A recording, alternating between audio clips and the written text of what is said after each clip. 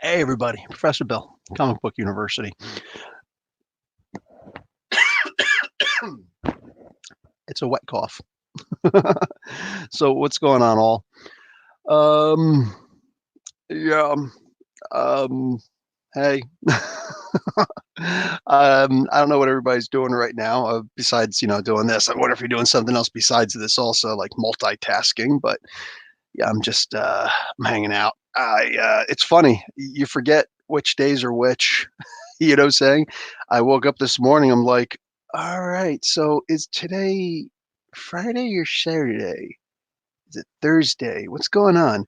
And it's funny because the way that I realized my schedule was I was looking for the news and there was very little news out, you know what I'm saying, from yesterday. And as I'm scrolling through YouTube a little bit, I'm like, SmackDown? Wait, SmackDown's on Fridays. That means that the stuff happened yet. So is today Saturday? And I look really quick. I was like, today is Saturday.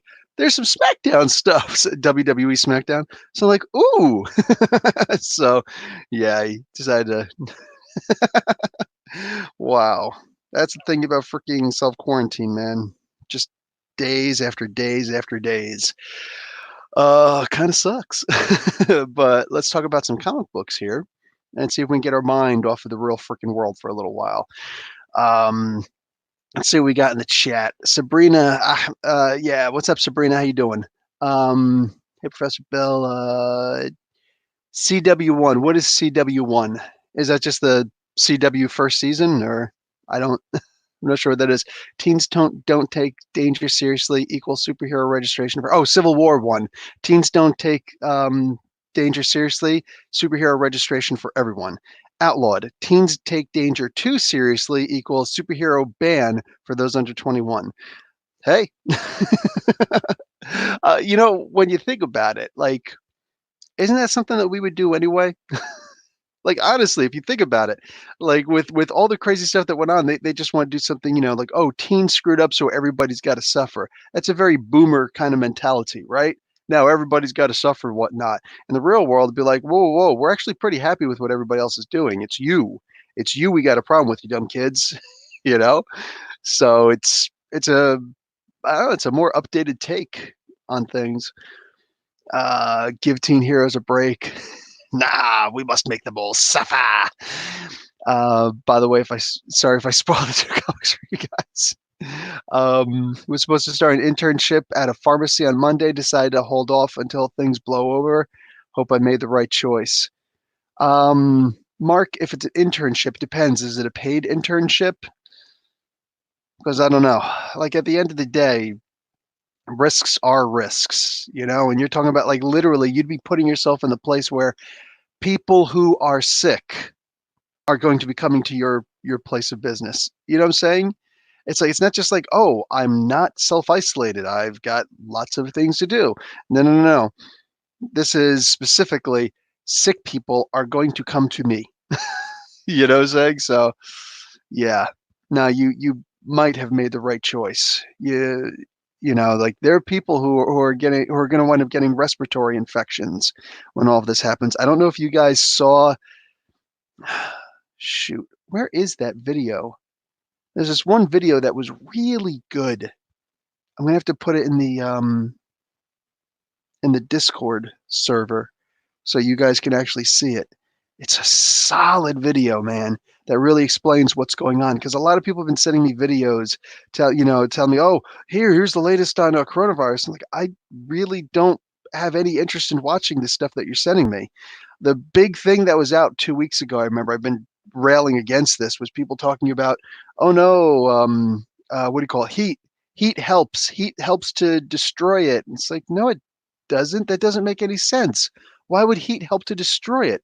Most of the cases started right around the equator. Hey.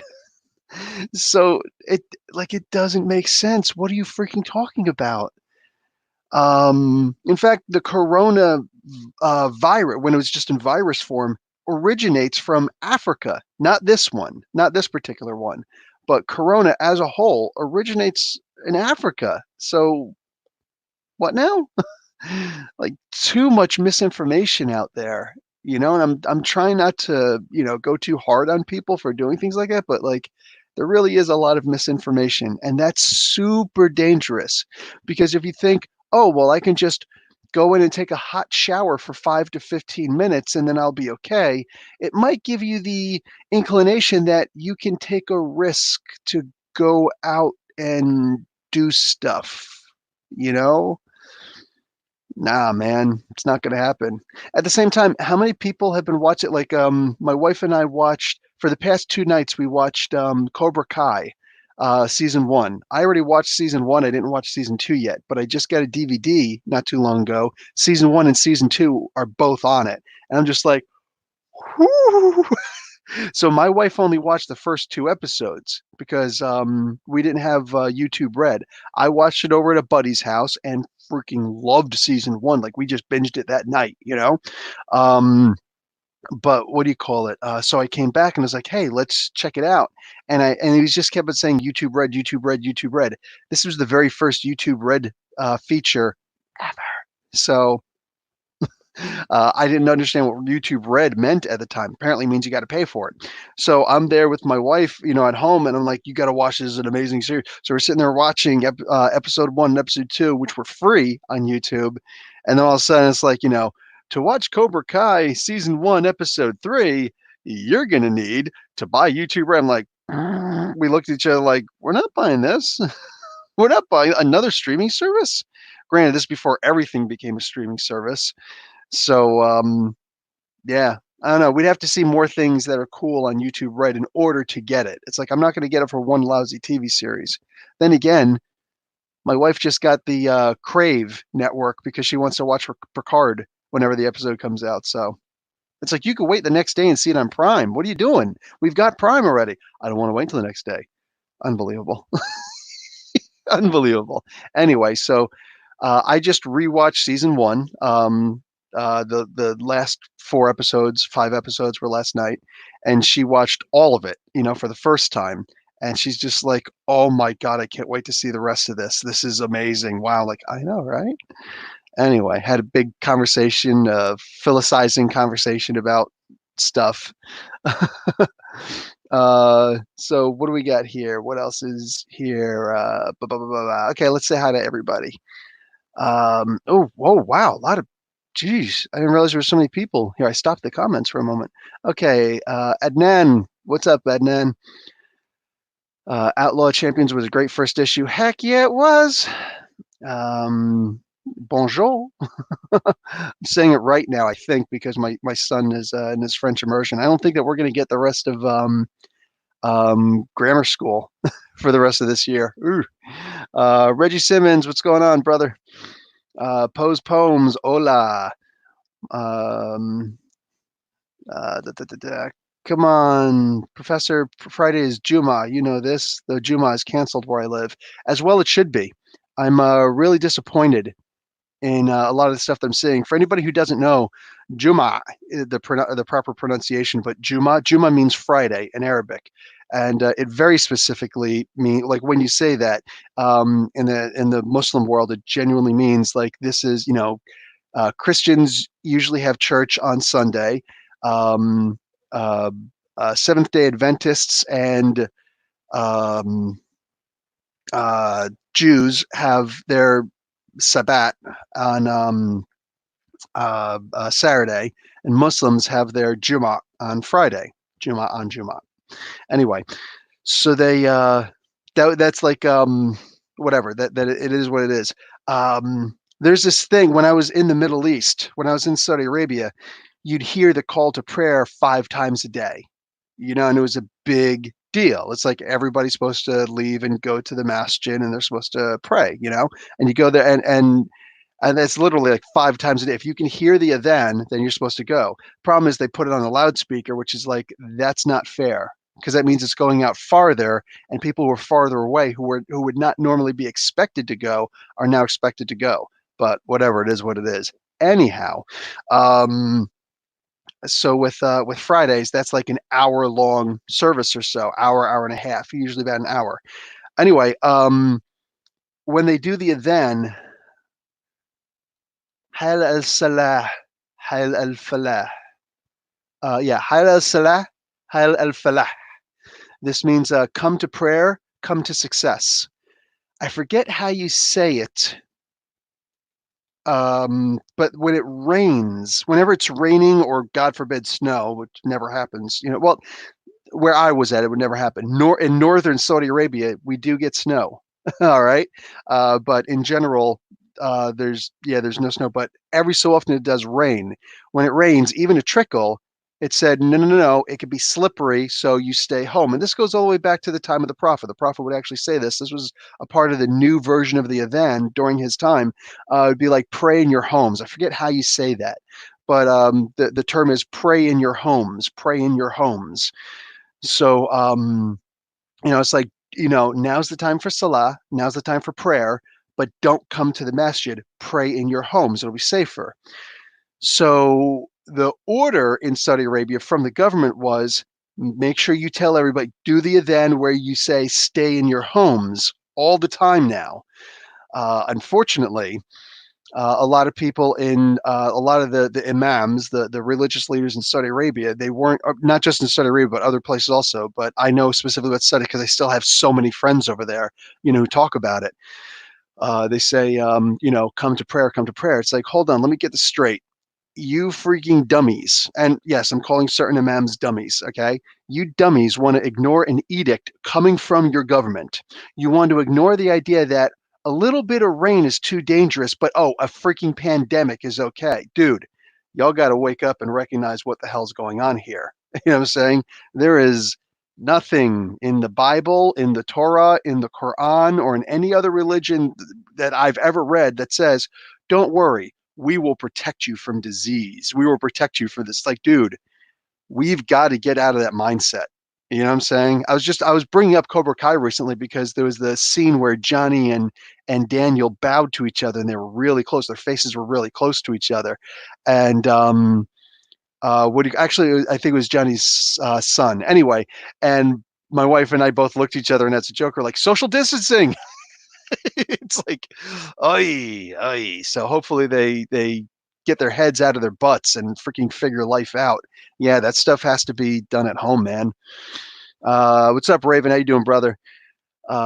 Thank you, Sabrina. I figured it out. We'll probably rewatch Buffy to pass the time unless classes start back up again and I can do my internship.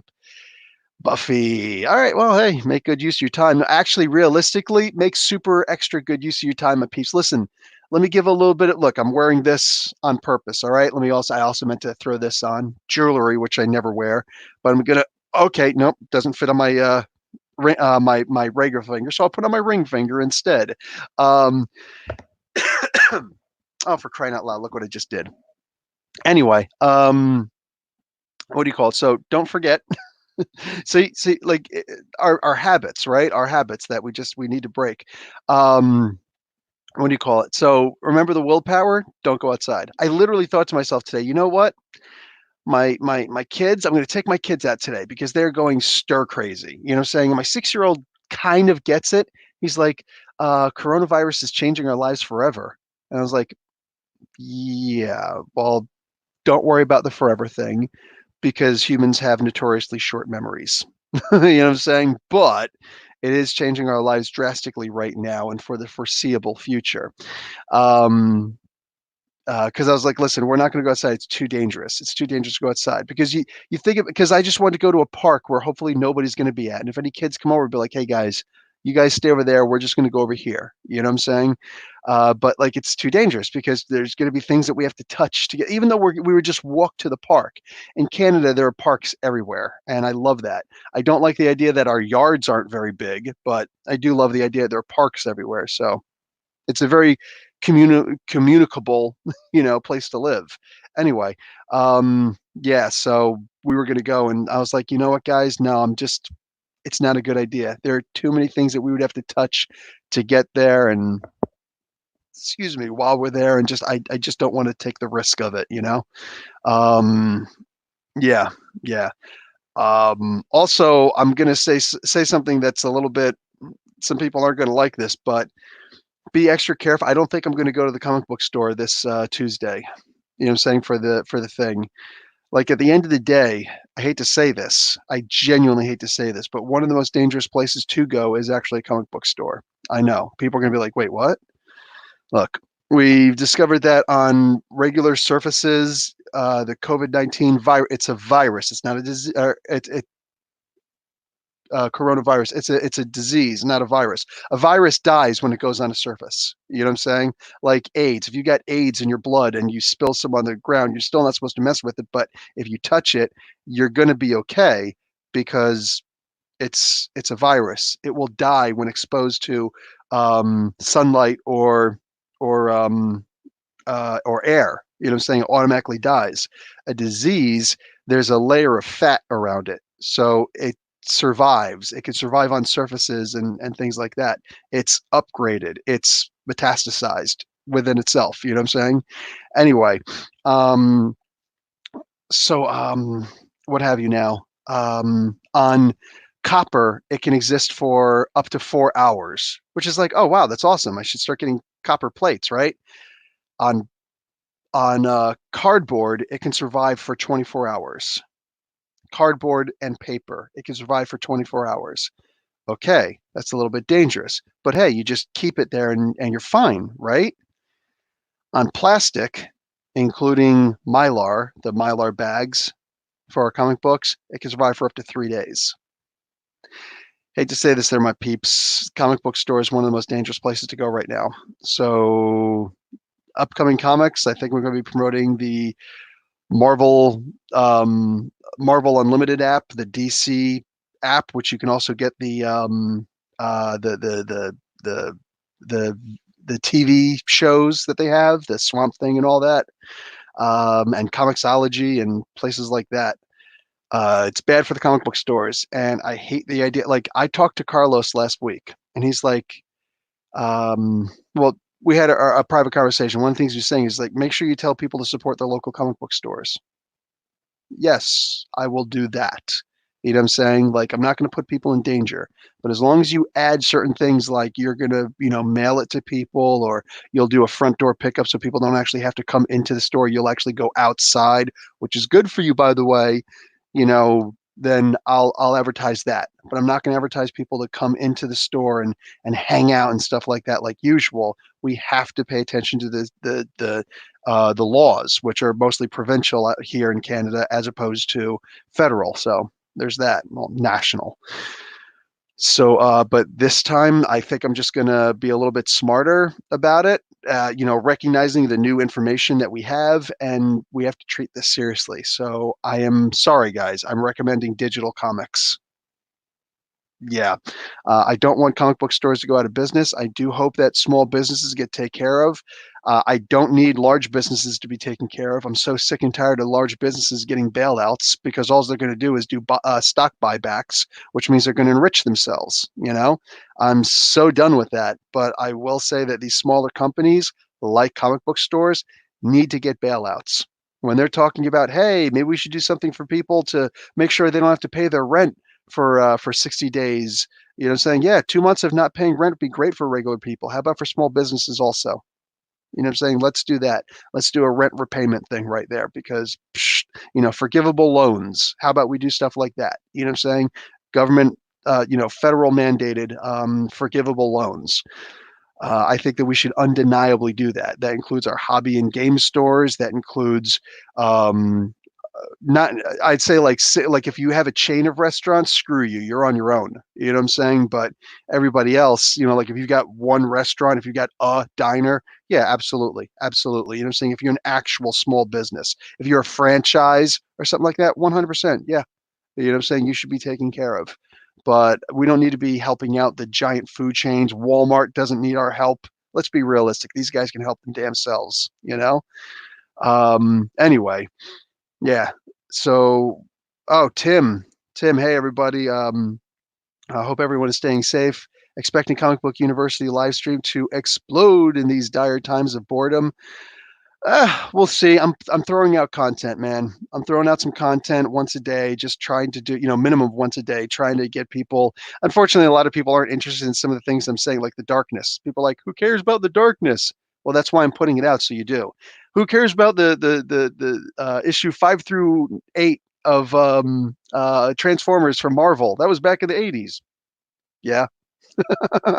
Yeah, that was happening right before the new universe started. You know what I'm saying? Is what it is, man. Um, what do we have here? Unstoppable Cock Blocker, Professor Bill and the fam. What's up? Hey, Doug. I always said Vahovic, and you never corrected me. I always said Vihovic. It's Vahovic. Sorry. So Doug Vahovic. My brain is just all over the place right now. At home making some game content and hanging with the professor. It's a good chat. What's going on, brother? How you doing, man? Yes. I have the final game. Doug actually did a listen.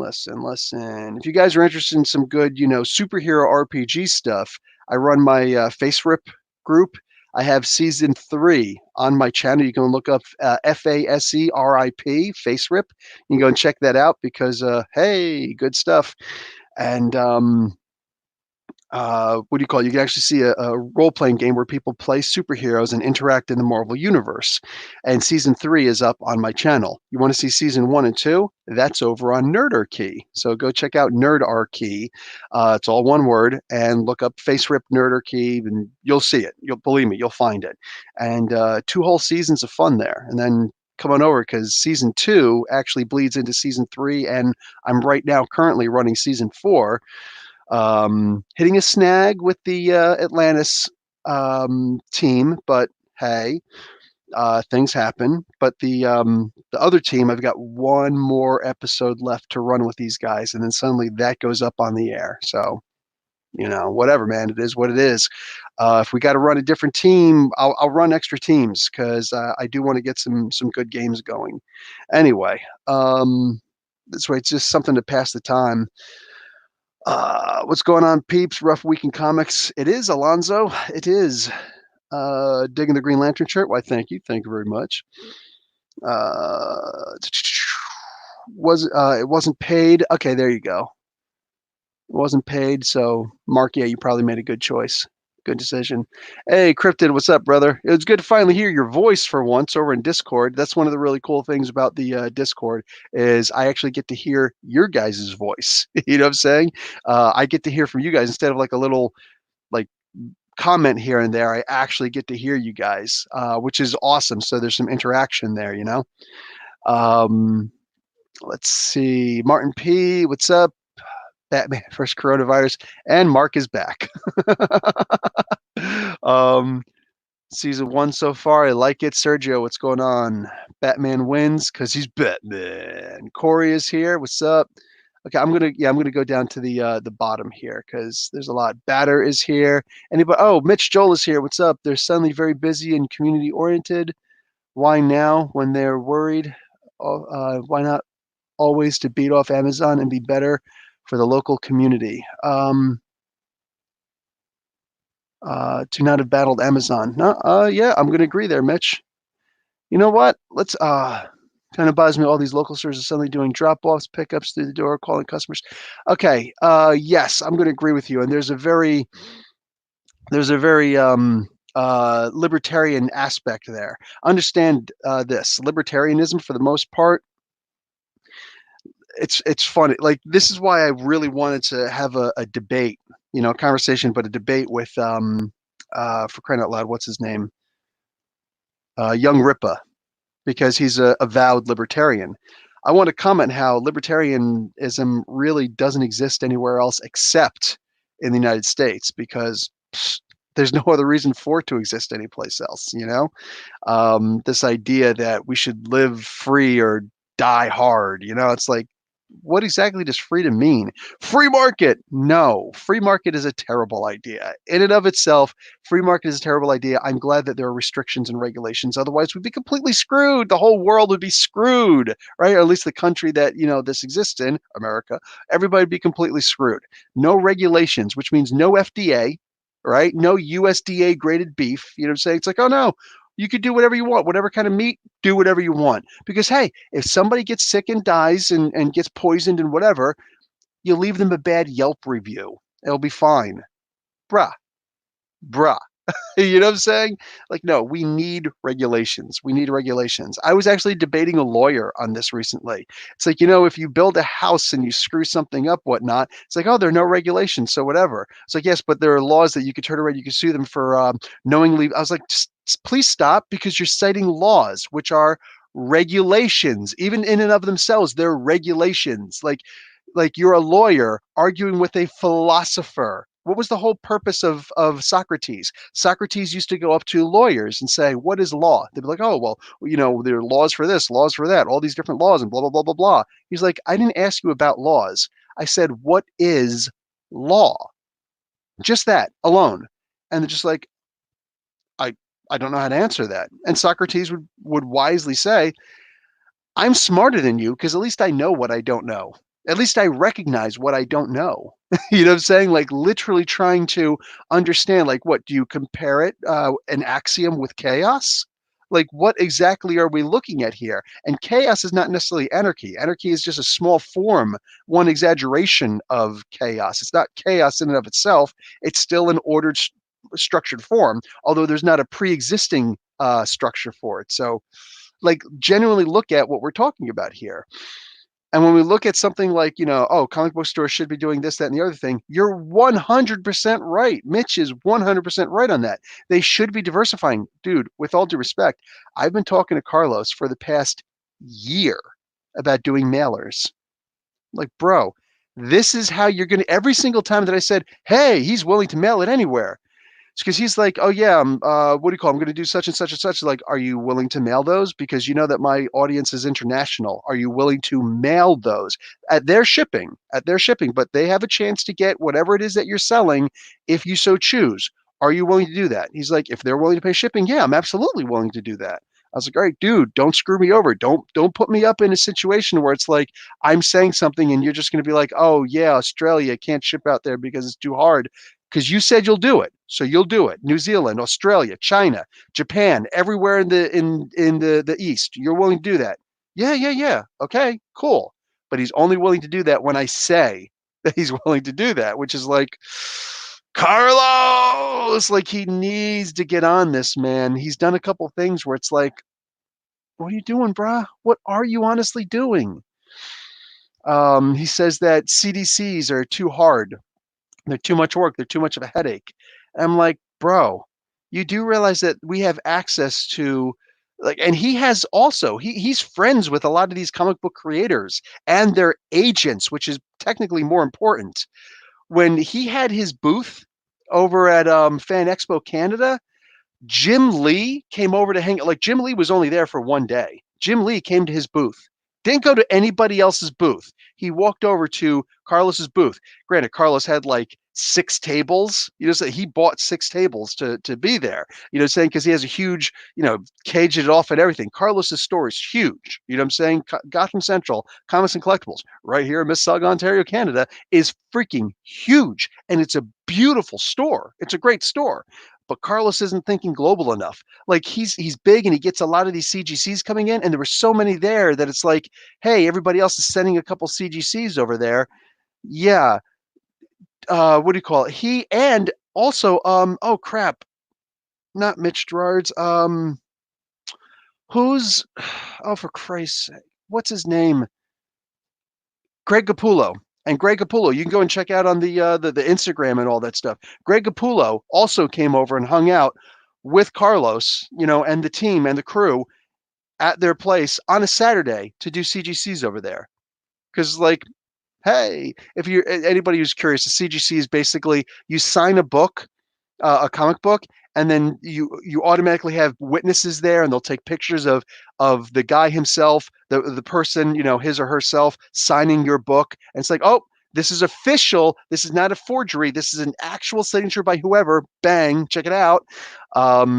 Yeah, more people, eyes on that this is an official book, and then they put it in the slab, the big plastic slab, and it's like, hey, you know what I'm saying? Like, now it's worth, thousands of dollars or whatever. Okay, cool. It's still a perceived value, but you still got an MSRP,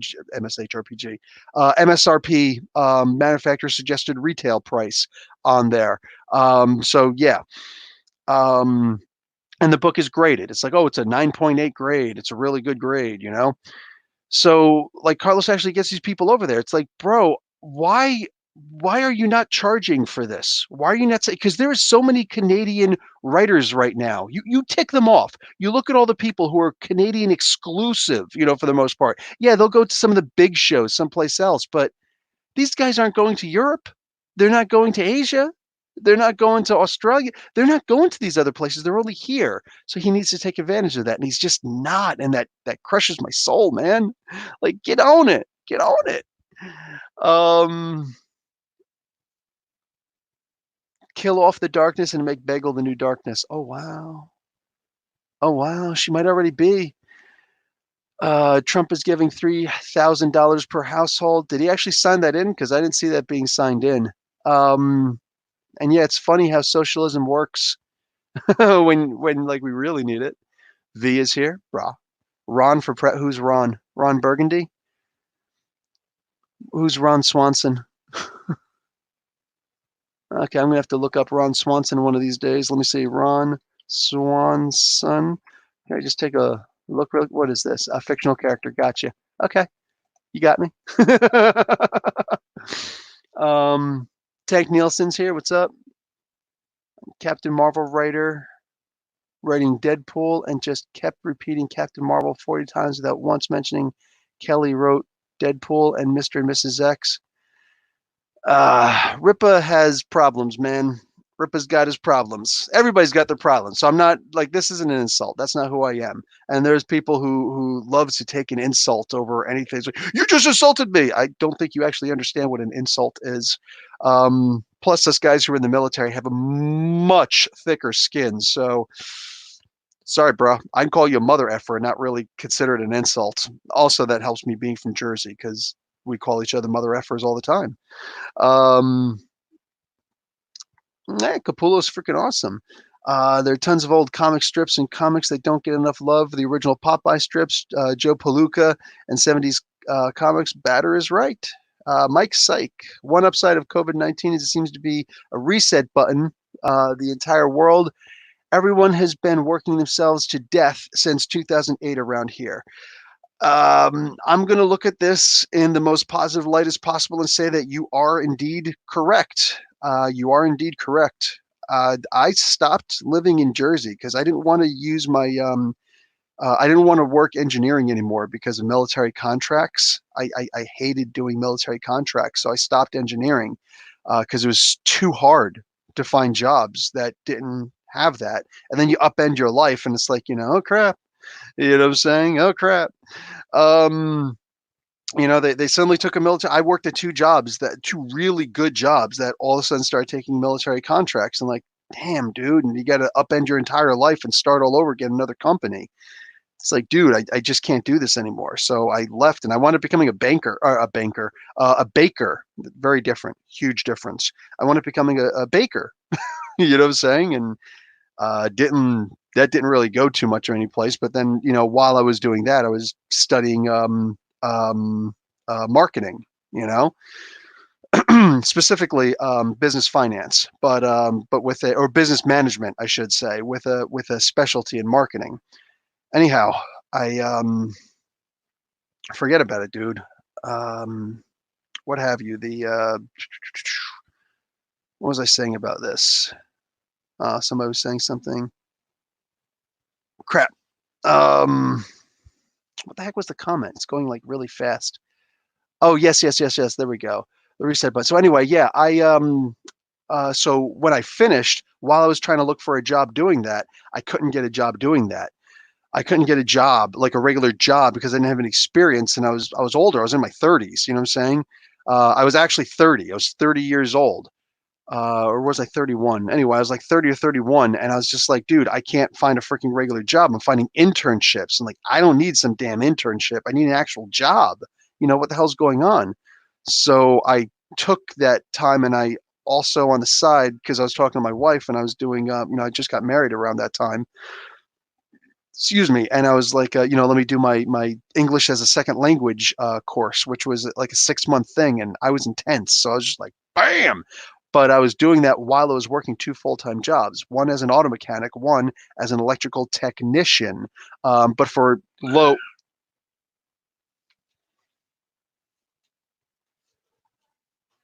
I think it's past time that you kids got to bed and stopped yelling and playing.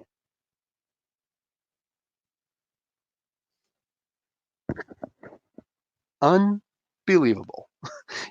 We have 2 different kids. We have 2 kids, but my wife and I have separate kids, meaning the kids act one way for me, another way for her, and that's not cool.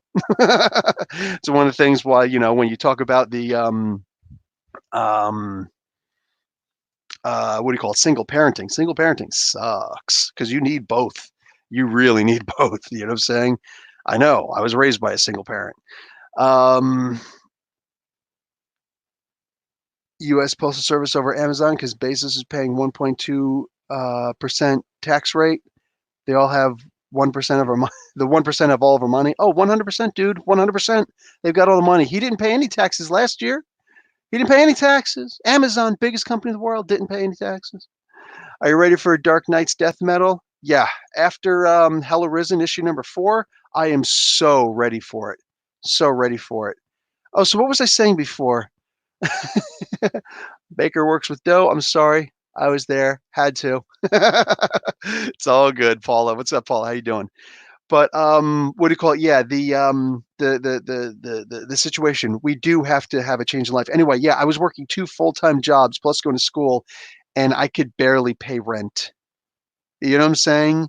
Like, it was hard. So when my wife was like, we can go overseas and work and they'll pay for everything. I was looking at like Japan and all that stuff. It's like Japan just doesn't pay a lot of money. You know what I'm saying? And China, like, I don't know, man. Like they're paying, about the same. Like Asia's not paying a whole lot of money. I mean, we could do the thing where we're hopping the world and whatnot, but I just don't see it. And they were like, she was like, I grew up in Saudi Arabia, and Saudi Arabia does it also. The place that pays the most is actually the UAE, but they have ridiculously high standards, like unacceptable high standards. But the same standards to get into Japan and China and all that stuff also apply to Saudi Arabia, and Saudi Arabia pays a whole lot better than Japan does. So I'm like, really? I'm willing to bite. And she's like, okay. So we looked into it and found a place that was willing to hire me like that. Like I could use that. And like when they pay for your rent and pay for your travel expenses, one place actually got me a rental car. And I was like, yeah, don't worry about it. We'll take care of the payments and whatnot. If anybody gives you a problem, you contact us immediately. I'm like, all right, done. Like you don't even go through the car dealership. You go through us. I'm like, sweet, you know? Um, yeah. And plus they paid pretty well. I'm saying it worked out. It worked out real good at the time. Things have changed over there, but it is what it is. And yes, the UAE is very clean. I was hoping to eventually get over there, but just never happened. It never worked out for me like that. Um, no, my kids always have something to watch. They love watching Minecraft stuff on YouTube, Mark, but thank you. Just don't be a Wolverine like father. Oh no, no, no. We're not going to be like, shank into our heads and all that stuff. Yeesh. More Saudi Arabia stories. Oh, yeah, I've got so many Saudi Arabia stories. Who wouldn't want to go to China right now? This all started there. Lots of things start in lots of different places. So listen, uh, I don't know that this was a racist comment. I think I know you better than that. But the thing is that with comments like that, it does sometimes elicit racism, and we're not going to do that on this channel, just so that we're all clear on that. That's not, this isn't some safe space. That's not, where I'm at. Oh, geez, we're going to have to talk about safe space, aren't we? Snowflake and safe space. Crap. But anyway, this is not some safe place, so to speak. But it does equate to a safe space. I do not tolerate racism in any way, shape, or form. And I'm more than willing for you guys to call me out on it also if I say something that may seem racist. I might not agree with you. I'm not going to just, cave to anybody. But yeah, I do not approve of racism on there. So even when I see a comment like that, I know Mark. I don't think that he's a racist. So, you know what I'm saying? But that might wind up eliciting somebody to be like, yeah, man, these effing this and these effing that. That's not the way that the world works, dude. Not in any way, shape, or form. So no, this, what do you call it? Ebola, Spanish, things like that. That's not helping anybody have those kinds of conversations. And at the end of the day, when you have a market system where, like, you don't think that can happen here, like, you genuinely don't think that can happen here. And by here, I'm actually talking about Canada, but I definitely mean America also. Department of Justice wants to suspend certain constitutional rights during coronavirus emergency. Oh, you gotta love the way that, look at what the Patriot Act has done to us. Look at how that's opened the door for anything. So let's check out my immediate access to freaking these crazy articles. Oh crap, internet hasn't been working so well in my room as of late. I'm through a landline, but okay, here we go. So yeah. Department of Justice has quietly asked Congress for the ability to detain people indefinitely without trial during emergencies.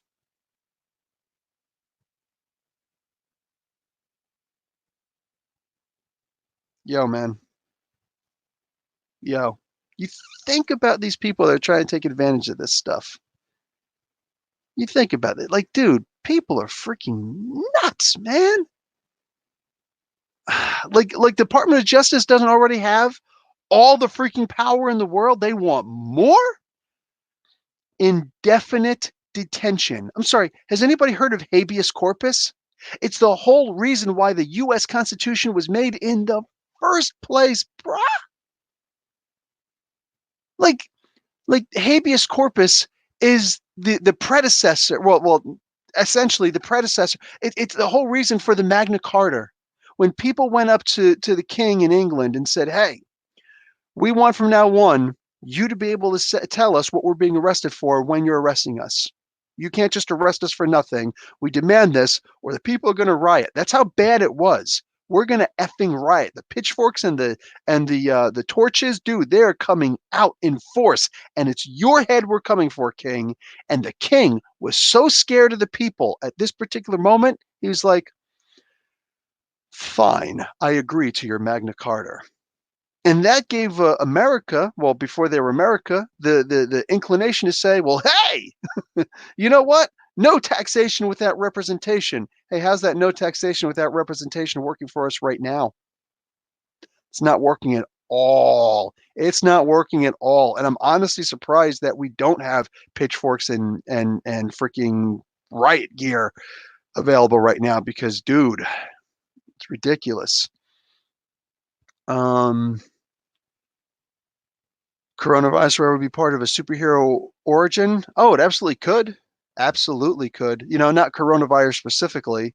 The COVID-19. See, even calling it coronavirus, man, like I know it's not politically correct to say that it's actually called COVID-19 because calling it coronavirus leads people to believe that it's a virus, but it's not a virus. It's metastasized. It's evolved. It's more than a virus right now. Like I said in the beginning of the podcast, and I said before, it's a disease at this point. It's actually airborne. It can stay in the air for a while. So like, it's not just, globules that, reach you and whatnot.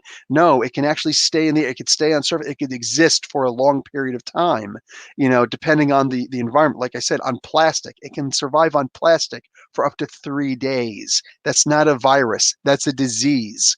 So yeah, there's a lot there. Hey, Saud, you also can't blame a whole people for a group. Yeah, 100%. Like we look at the situation they're in. Dude, look at what's happening over in Iran right now. I know that America and Americans aren't supposed to like Iran or anything like that. It's not about that, man. Like we keep on putting sanctions on these people and screwing them over, and they've got some of the worst cases imaginable right now. You know what I'm saying? Like the whole place, it's the reddest country you can possibly get as far as, like the deeper the shade of red on the map shows how bad the coronavirus is. The COVID-19 is, um, there. You know what I'm saying? And it's like the deepest red that you could possibly imagine. And why? Because these sanctions, it's inhumane at this point. It's absolutely inhumane. And all of it, why? because they won't accept our U.S. petrodollar. Screw you, U.S. petrodollar, man. Let them trade in whatever currency they want to trade in. Like, oh my God, it's ridiculous what we're doing here. Oh my God. I love Luna Snow. She's a great character, one of my favorite female characters in Marvel. Kind of ironic that Snowflake became a bigger name than her in less than a week. Even non-binary comic fans think the Snowflake safe place thing was a misfire. Oh, it 100% is. Listen, man. Listen, man.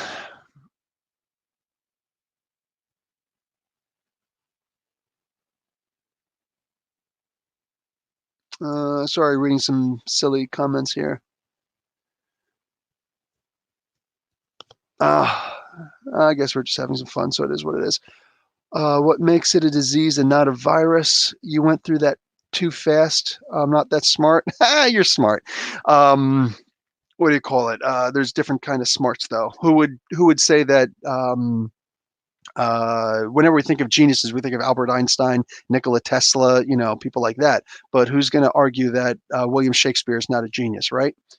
But his field isn't in the sciences. So, okay. So a virus, like I was saying earlier in the podcast, a virus is basically, and we're going to get into Snowflake and all that, Snowflake and Safe Space right after this. Hey, Vampiro, what's going on?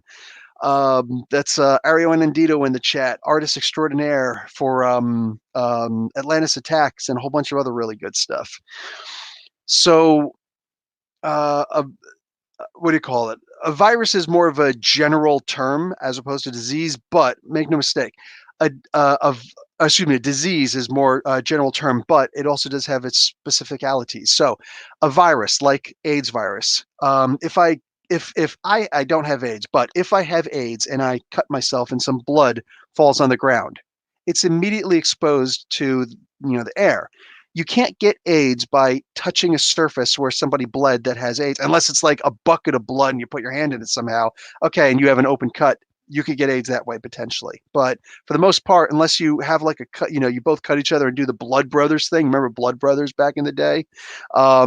What do you call it? Then you could potentially get AIDS that way. You could transmit AIDS that way, through blood transfusions or, intercourse and, whatever, like things like that. The exchange of bodily fluids where there's no air, around. Saliva doesn't count from my understanding, but then again, I'm no expert in this. Anyway, so that's a virus. Once it's exposed to air, you know what I'm saying? It dies immediately. It can't survive the air, so oxygen, nitrogen, carbon dioxide, it can't survive in oxygen. What do you call it? A disease, however, can exist on surfaces, can exist wherever. You know what I'm saying? So it's actually surrounded. The COVID-19 virus is actually it's mutated, so it's actually surrounded by a thin filament of fat. So it's upgraded. It's like the mutant version. It's mutated, and now it can survive for a much longer period on surfaces and whatnot. So anyway, yeah. Let's get into some of that good stuff. Thank you, Vampiro. Thank you, Ario. You're the best, man. You're the absolute freaking best. All right, talk to you later, Corey. No reason in even saying goodbye to Corey, because when he says goodbye, that means he's already left. He's literally like, okay, bye, click. I was talking to him like 2 nights ago, and he's like, I was like, all right, so I guess I'll talk to you later. He's like, all right, bye, click. I was like, I didn't even get the chance to say goodbye to him. He literally just bye as he's clicking goodbye. So that's funny.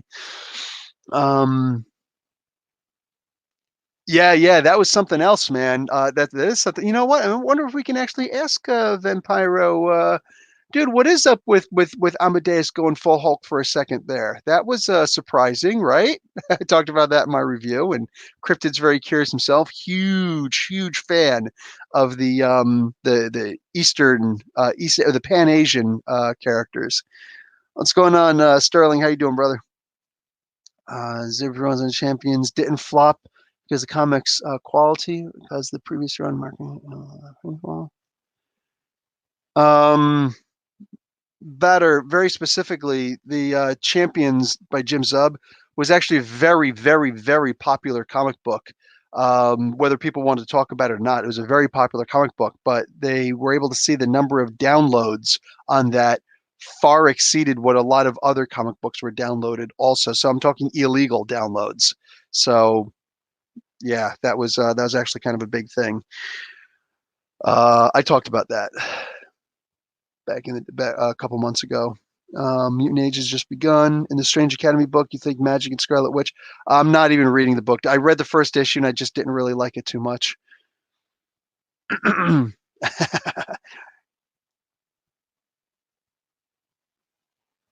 Actually, Ario, we know that at least we know that he can turn to Hulk again, and that's awesome. Actually, that's totally awesome. I had to go there. Okay, so let's talk a little bit about, is ComicsGate dead? One of the, well, Arturo, is ComicsGate dead? If there's still people talking about it, unfortunately not. Here's the thing. Every so often something will come along and will add fuel to a fire. You know what I'm saying? And this is what people talk about, like taking the oxygen out of the room. That's what these people essentially do. Yes, these people who are sorry.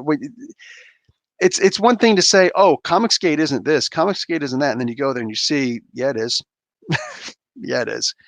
When your followers act like a certain way, you can tell that's exactly what this is, you know? And it's not like, oh, somebody's saying such and such. Go to one of their chats. Go and look at, one of the ComicsGate chat, like one of their live chats specifically.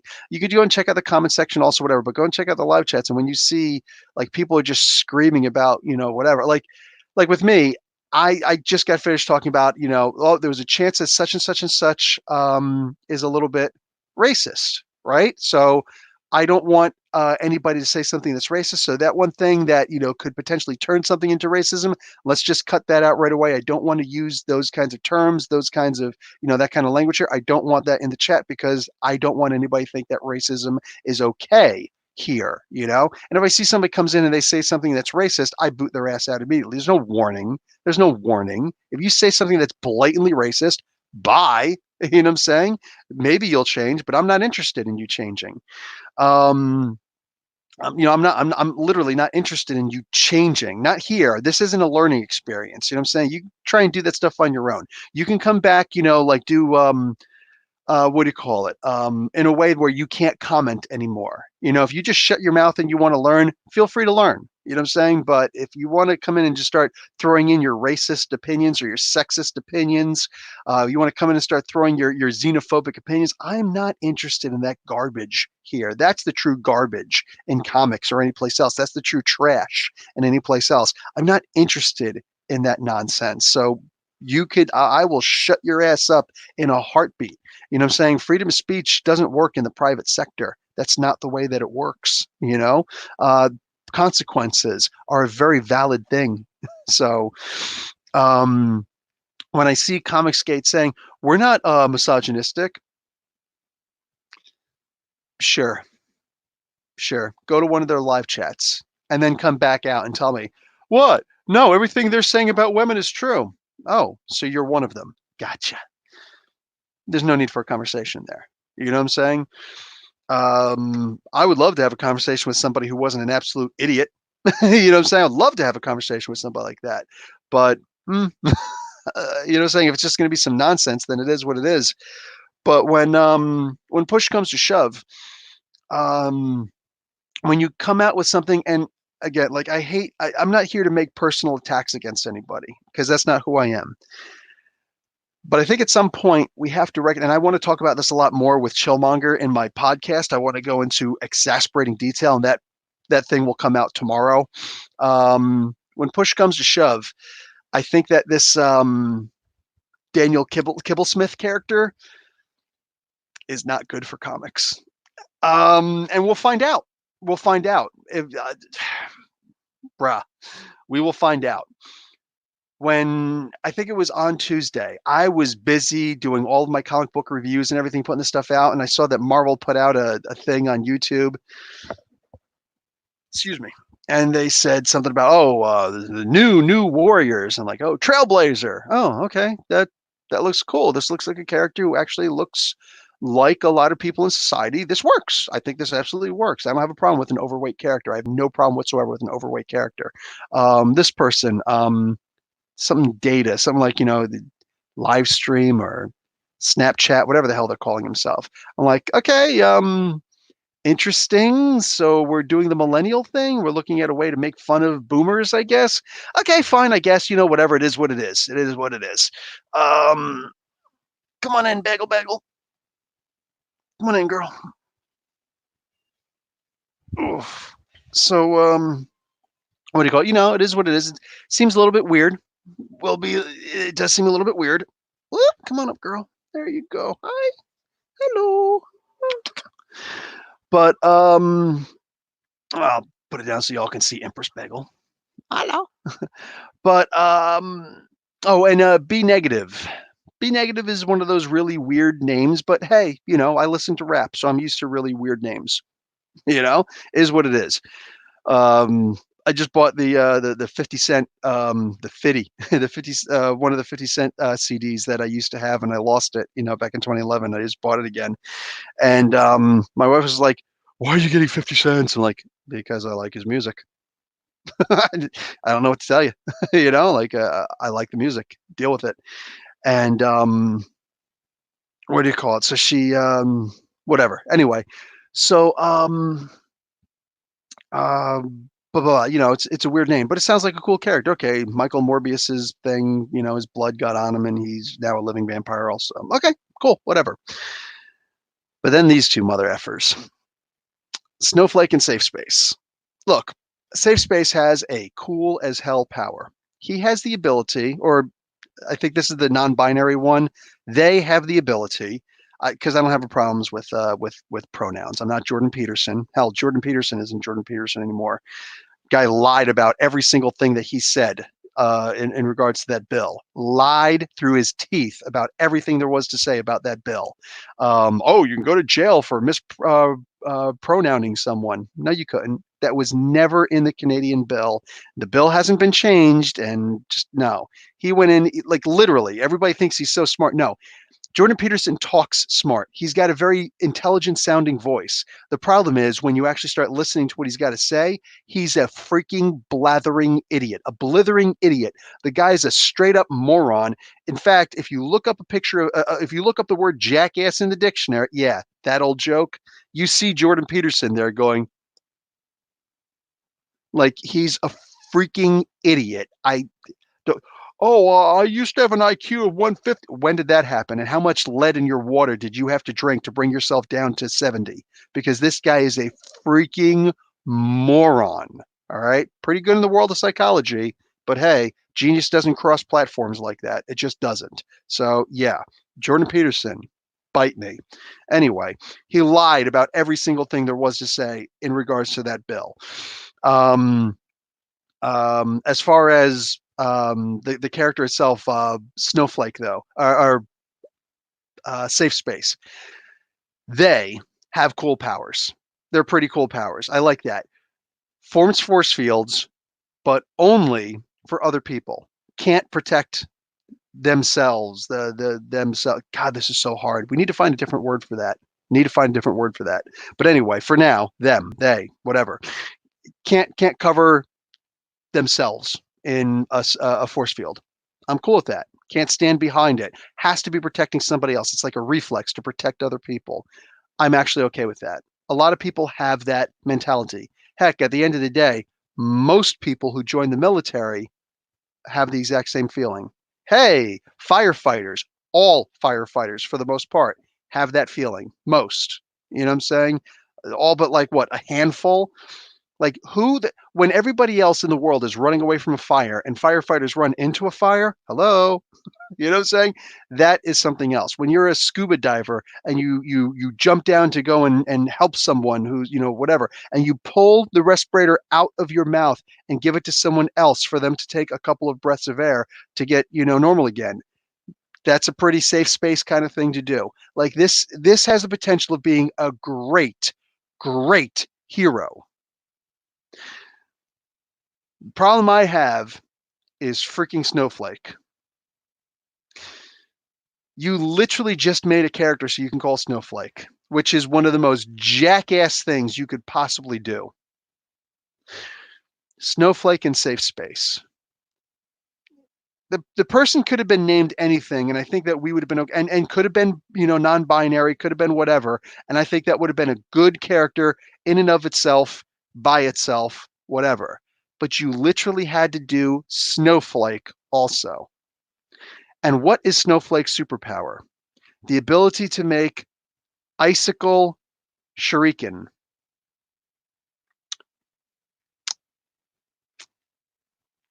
You know, when you have comic pros telling each other, hey, we're not actually here to push an agenda. Everybody's got an agenda. Everybody's got an agenda. Sometimes that agenda is just making money. Like any business, whenever whenever you hear a business saying, "Hey, I know my cat is super cute. She's awesome, right, Bagel? Yes, you are. You're super cute. Yes, you are." But whenever you hear a company saying something stupid, and yes, it's stupid, like safety is our primary concern. Shut up, you liar. Your primary concern is to make money. All right. Secondary concern could be safety. It's usually not, but it could be. But your primary concern is to make money. If safety was your primary concern, you wouldn't be successful. You wouldn't be able to make money. And that's just the way it works. You know what I'm saying? When all things are put together, it's simply not true. It's lies. It's people lying to you, gaslighting you, blowing smoke up your ass, you know? When ComicsGate turns around and says, "Oh, they've got an agenda," the entire existence of ComicsGate is an agenda. All right, the entire existence, the sole existence of ComicsGate is agenda. You know what I'm saying? We've got to get this stuff out of comic books. Darn it!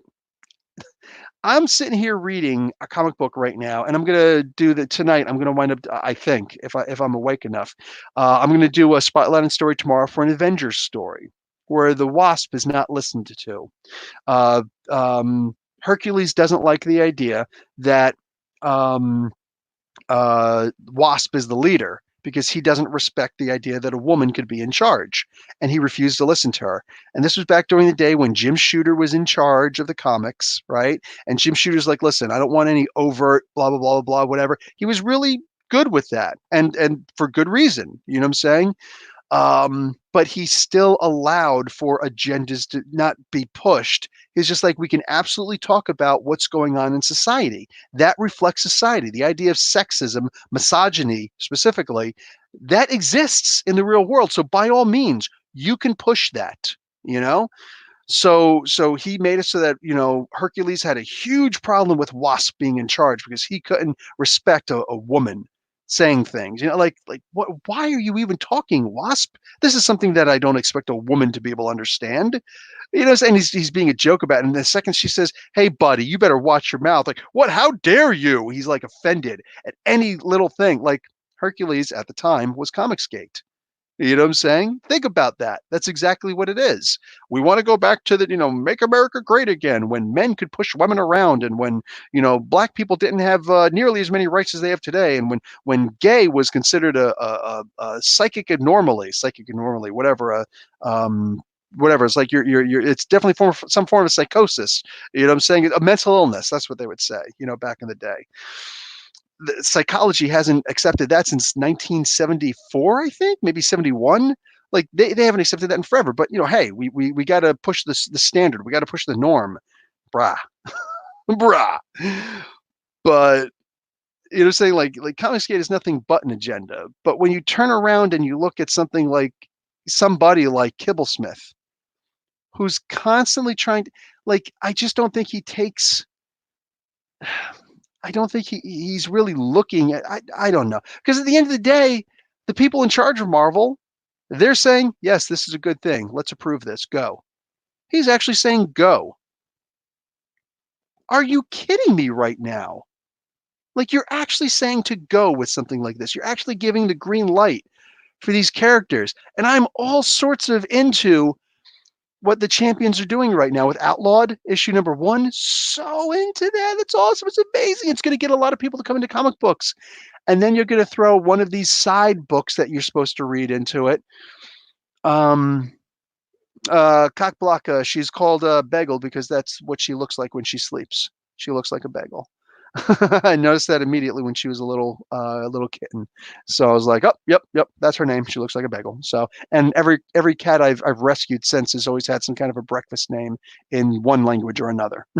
So, um, what have you? Better. I don't know the details of that. The only company I remember them trashing was Atlantic Press, and I don't know that they were necessarily far right, but I know they trashed because they decided that they didn't want the heat of having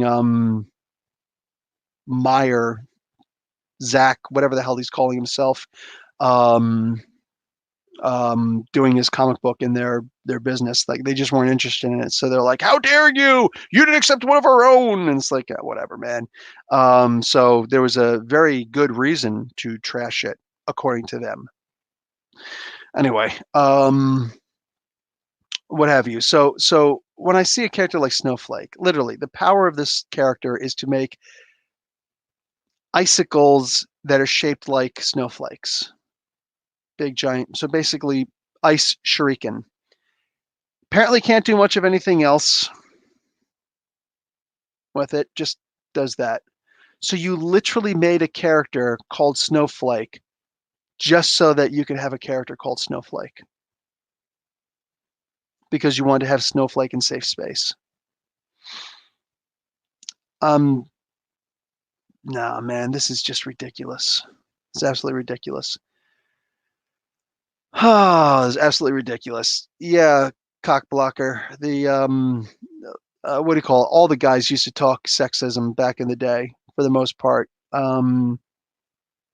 It's not just Hank Pym who used to do that. The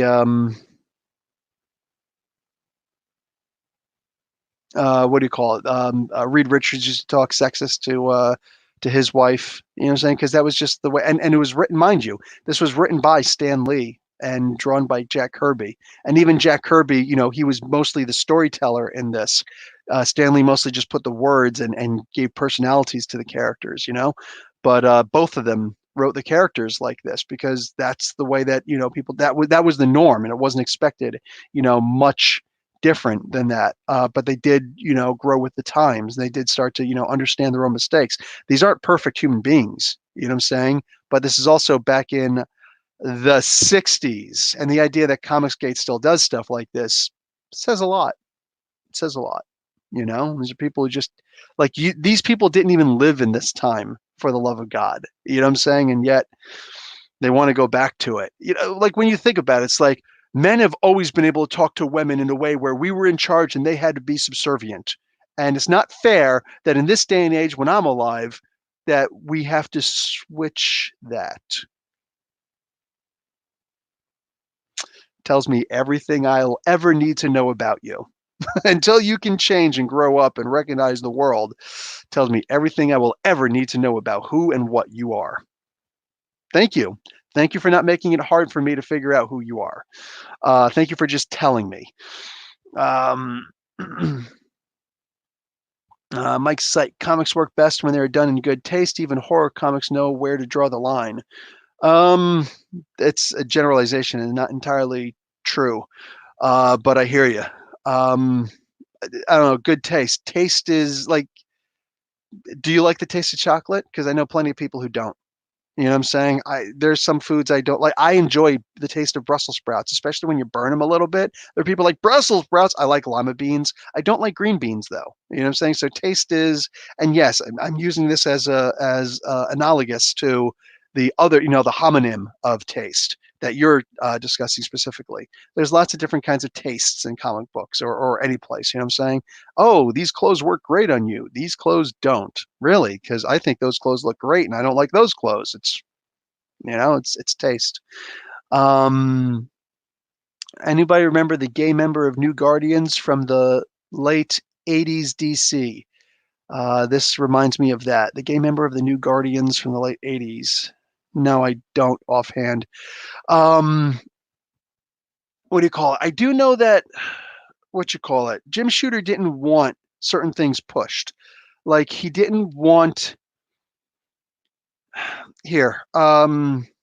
When Chris Claremont and John Byrne were doing Alpha Flight, the first openly gay character was North Star. Why does North Star work so well? Because everybody knew that he was gay. If you were reading Alpha Flight comics at the time, you knew he was gay. You know what I'm saying? He had his relationship. He was always hanging out with this one particular guy.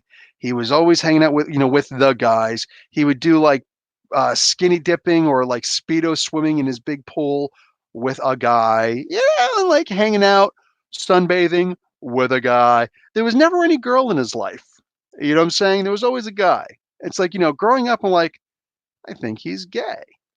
And mind you, this is during a time in my life when I was younger, before I joined the military, before I was in for a while and actually met gay people who were, during the don't ask, don't tell period, where it's like, dude, if you're gay, just don't tell people that you're gay, and then you're allowed in the military. That was the Bill Clinton thing. Don't ask, don't tell.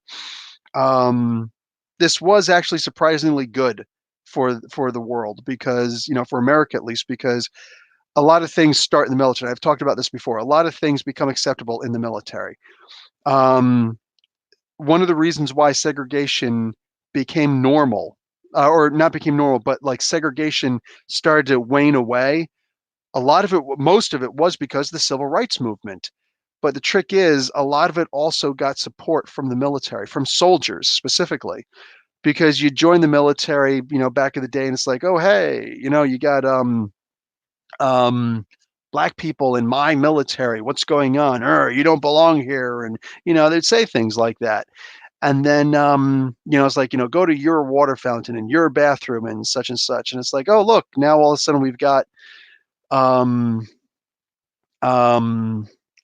do you call it? We've got these, these guys all working together and whatnot, fighting for a common cause. And it's like, dude, he bleeds the same way I bleed. It looks the same as my blood. Like he saved my life. You know what I'm saying? I've saved his life. You know what I'm saying? Like we became brothers on the battlefield. And afterwards, it's like you don't realize that it left you, but it's left you. And then later on, maybe you're having a beer with, some people who didn't serve or something like that. And somebody's like, yeah, those effing, some derogatory word or another, for like, let's say black people. And then you go and say, they're not so bad. And just that one thing, that's what breaks the ice. What do you mean?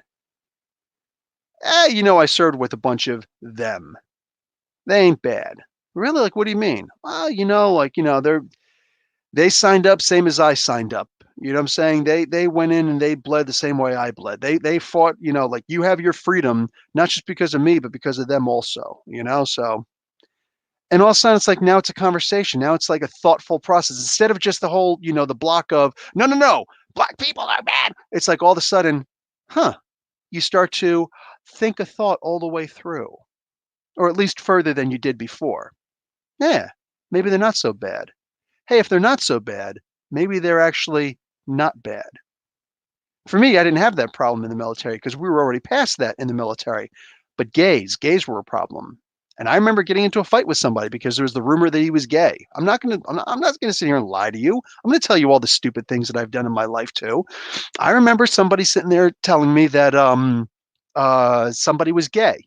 And mind you, this was really weird for all of us because all of a sudden we're in showers now. It's like a big open room with spigots out the wall, like you'd see in prison movies. Same thing in the military. We've suddenly got shower spigots pointing down at us, and it's just a big room, no partition, no barrier, no nothing. And we all have to walk in. We have to take off our clothes, and we have to wash up. We have to soap ourselves up and clean ourselves up, and it's got to be quick, quick, quick, quick, quick, quick. There's no time. And it's like, crap. People are looking at me naked. A whole bunch of other guys. There's a big sausage fest in here. What the frick, man? What the frig? Um, and then all of a sudden, somebody brings up the rumor. Oh, so and so is gay. What? What? And I was nicknamed Private Psycho when I was in the military. I was quick to want to fight anybody because you got to prove yourself. You got to stand up, right? And thought that's going to impress the drill sergeants. Nothing's going to impress the damn drill sergeants. Anyway, and I remember I was just like, what? that mother effer better not be gay. Yeah, I said that. And then all of a sudden, I'm in the shower, or what do you call it? I'm in the latrine. I'm in the latrine the one day, and I just finished brushing my teeth. I'm getting ready to leave. I'm fully dressed, mind you. You know what I'm saying? I'm about to walk out, and that guy gets out the shower. He's got a towel on. That's all he's wearing is a towel. He's still wet. He's wearing a towel, and he walks up. Hey, did you just call me gay? I'm like, what, just now? No, yesterday I did. Yeah, I got a problem with that. Okay, well then don't be gay. Are you gay? No, I'm not. But, I don't like that you even said that. Okay, I literally said that to one person. I guess he's spreading rumors around. What you're doing is you're telling everybody in here that I called you gay. So yeah, I called you gay. Saying somebody said that you're gay and I said he better not be gay. Are you gay? No. Well, there you go. Then you're safe. Oh, I was an orphan and I don't like such and such and such. Wow. This guy was a snowflake. Say maybe he wasn't gay, but he's definitely a snowflake. And he was just, all sorts of pissed off. Saying like he wanted to fight. I'm just like, bro, if you're trying to argue that you're not gay, you're not doing a great job of it in this freaking towel. All right. So here's what I'm going to suggest. Get out of my way because I'm serious, bro. As tough as you like to think you are standing up to me in a pair of flip-flops wearing a freaking, towel, I'm going to beat the living snot out of you. I'm going to put your damn head in this freaking sink. You know what I'm saying? A couple of times. You need to relax. You need to back up. You know what I'm saying? And eventually some people did jump because he didn't want to back up. He never came to me again, but like he didn't want to back up and two guys actually had to come and like, break it up. It's like, dude, are you kidding me right now? You know what I'm saying? But then, we're going through and then I find out that there's actually a lesbian in the field because I was originally in the infantry, but I couldn't see. According to them, I couldn't see well enough. I couldn't get corrective glasses at the time, corrective lenses. So they sent me to Fort Leonard Wood instead in Missouri so I could be a truck driver. I want you to think about that for a moment. That's military intelligence for you. You can't see well enough to shoot and be an infantry soldier. So we're still going to let you shoot in the military, but we're also going to put you behind a truck now. Okay. Well, there's military intelligence for you. Anyway, so hey, see you later, Ario. Have a good one. Yeah, he's got to work. So, what do you call it? Later on, I find out that there's a so anyway, when I go to Fort Leonard Wood, now there are women on this base. And one of the women in there, she's actually the platoon leader for the women, one of the women's sections, and she's a lesbian, as it turns out. And it's like, oh. And I start to hear all the crap that people are doing to her. All it was that she had a picture of her and her girlfriend, wife, whatever, in like she was in a tuxedo and her girlfriend was in a wedding dress. So they fake got married. At the time, you couldn't get gay married. There was no such thing in America. You couldn't get gay married. Wow. and I never really thought about it. I'm just like, yeah, I was your typical, conservative kid. Bagel, you cried. Go ahead, go. I love you. Bye-bye. So I was like, you got to protect the sanctity of marriage. And it's like, nowadays, I'm just like, what the hell is the sanctity of marriage? What does that even mean? Like, please think about it. What does it mean? But then when, when you look at it, it's like, what happens? She, yeah, she wasn't allowed to, what do you go? People saw that and right away that she started to get some crap from everybody else in her platoon. And I'm just like, wow, but she's a killer soldier.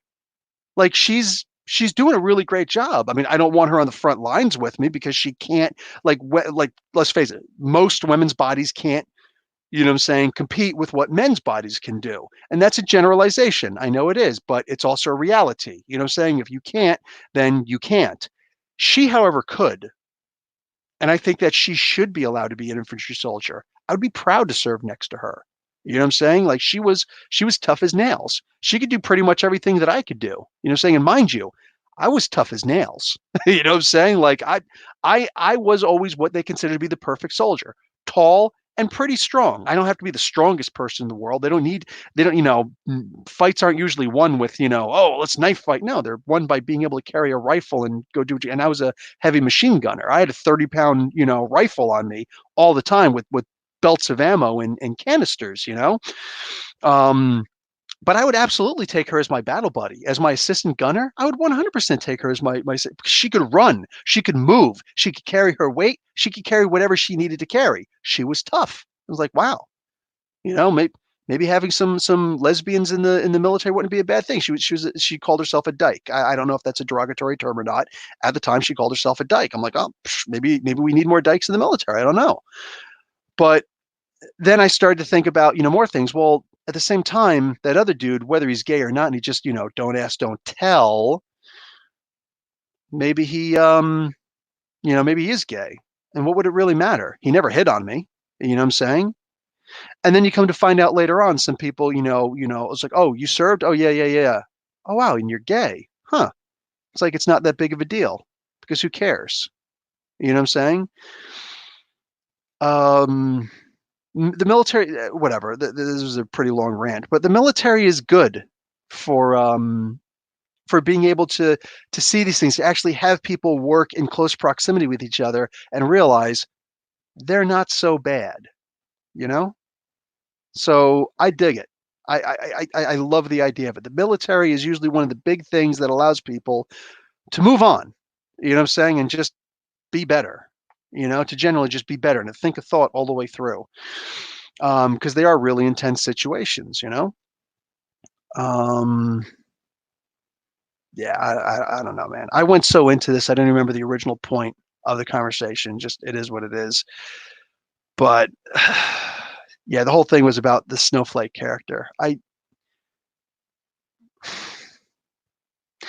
just don't think that somebody like Daniel Kibblesmith is good for comics because he's trying to push a hard agenda. Oh, I remember now, the Jim Shooter thing.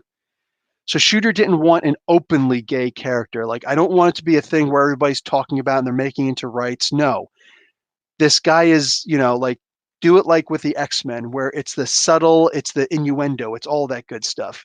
So that's the thing. ComicsGate likes to turn to Jim Shooter and be like, Jim Shooter made sure that there was no agendas and blah, blah, blah. No, no, no, no, no, no, no, no, no, no, no, no, no, no, no, no. These are people who, for the most part, have never talked to Jim Shooter. And if they did, they never talked to him about this. And I have. I have. I have his personal email. I talked to Mr. Shooter about this once in a while.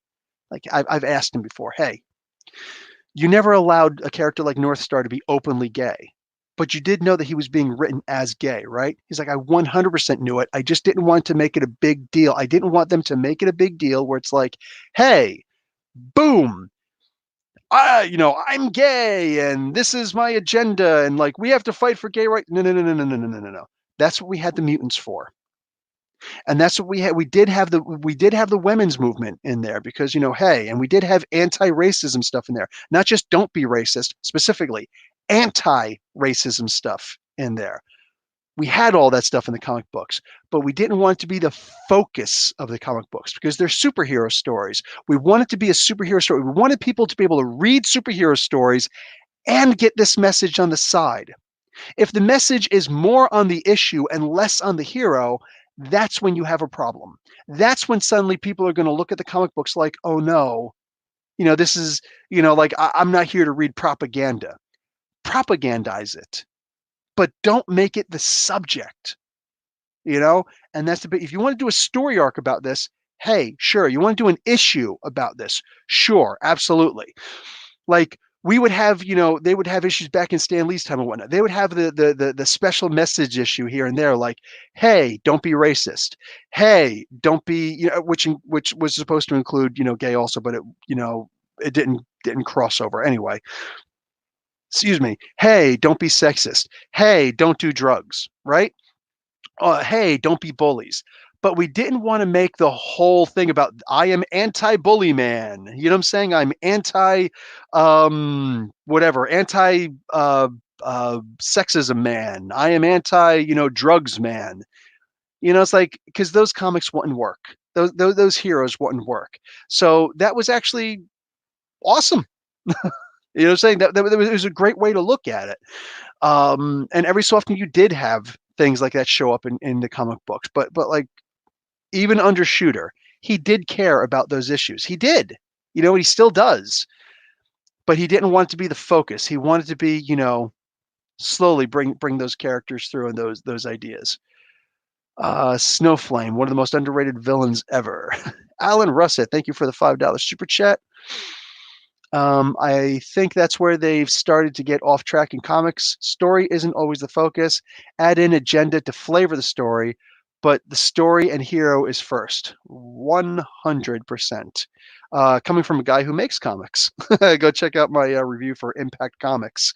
What do you call it? He's got a couple issues out. A third issue coming up pretty soon on Comixology, I believe. So, hey, nice and safe for everybody. Alex Samuel, as a straight black man raised in the South, Baptist and Methodist. My mother was Baptist. A lot of the gay people I've met are actually more Christ-like than a lot of the conservative right-wing people I've met. They're good people. Yeah, 100%. 100%. The conservative movement right now is gone. It's not like when I was a kid. The stuff was there, but it wasn't the most overt thing in the world. It was mostly through the rights version of oh crap, what the heck is it called? Virtue signaling. You know what I'm saying? Everybody, the right wing nowadays, the right wing always tries to point out, oh, virtue signaling on the left. Yeah, but the right has virtue signaling also, and that's the dangerous stuff. That's like the come to the Nazi movement virtue signaling. Oh, you don't say that stuff. But you do make sure that you say things like, I'm so tired of people saying things about Hitler, like that Hitler was such a bad guy. He did some good thing. Like, whoa, what's this now? What's this now? What's this conversation you want to have? I don't think it's special to say that Hitler was a bad guy. Whatever. No, it should be the normal. It should be the normal. So I don't know what you're talking about. Would you like to explain what you're talking about? You don't want to, right? You want to keep it as virtue signaling. I get it. Jim Shooter actually tried to reveal that Pharaoh lad in the Legions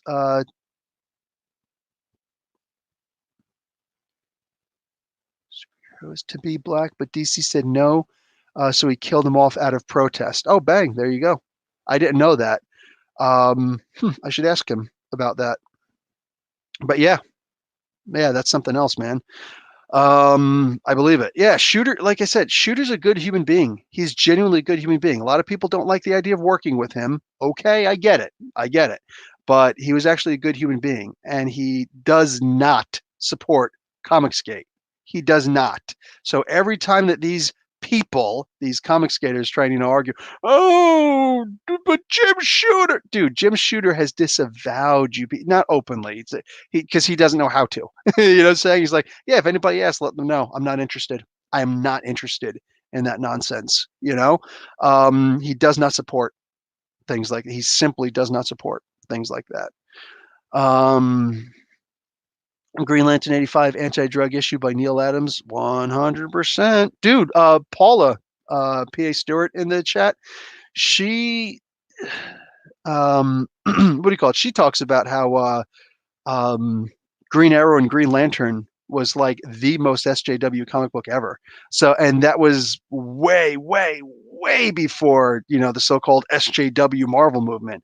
That's why, people like us who actually are Superman or Superman fans, superhero comic book fans, whenever they say, oh, they just went full SJW, bruh. Sorry, these issues have existed in comic books forever. You know what I'm saying? Unfortunately, when you do have somebody like Kibblesmith who shows up and says something or does something like this, and Marvel approves it, I'm going to give it a shot. I'm going to give it a shot. Oh, geez, Alan, calm down there, man. Thank you for the other $5 super chat. Seems to me that Shooter wanted a schedule and held creators accountable and understood the business side of things. He did plenty of things right, in my opinion. I think that Jim Shooter was great for comic books. When push comes to shove, Jim Shooter was great for comic books. He should have had a mouthpiece, though. There should have been somebody there. He should have, been able to have an intermediary. You know what I'm saying? Because he pissed off everybody. He fought and got more rights for comic book creators that still exist to this day than anybody else has ever done before, ever. Ever. And then when you turn around and it's like he's also like yelling at the comic book creators and saying, guys, enough of this nonsense. We need to be on schedule. That's actually really good for business, and that helped the owners in a really good way. So he helped both sides. The problem is he had to be a jerk about it in order to get it done. And if he would have had a mouthpiece who was better able to handle, the conversations, but like, you can't have a drill sergeant yelling at everybody because not all of us can take a drill sergeant yelling at us. To this day, I like nowadays, I don't want a drill sergeant yelling at me. I'm like, bruh, you need to calm yourself down. You know what I'm saying? Because no. But when I was a 17-year-old in the military, hell yeah, I needed it. I needed it, and I was glad to have it. You know what I'm saying? But yeah, some people, when they get to a certain age, they just don't want that. So it's like, hey, thank you for all the good things you did for me, but screw you. How dare you talk to me that way? People do get offended quickly, and I understand. It is what it is. So yeah, Jim Shooter was one of the best things to ever happen in comic books ever. I'll argue with anybody about it. I'll argue with people who worked for him on that. Specifically Jim Byrne, who's probably the biggest anti Jim Shooter advocate in the world. You know what I'm saying? I'll argue with him about it. So I'd love to have that debate. That's why Sergio. That's why you fell in love with Green Lantern and Green Arrow comics. They were great, man. I honestly consider Captain America to be one of the original SJW characters. He was fighting Nazis before America even entered World War II.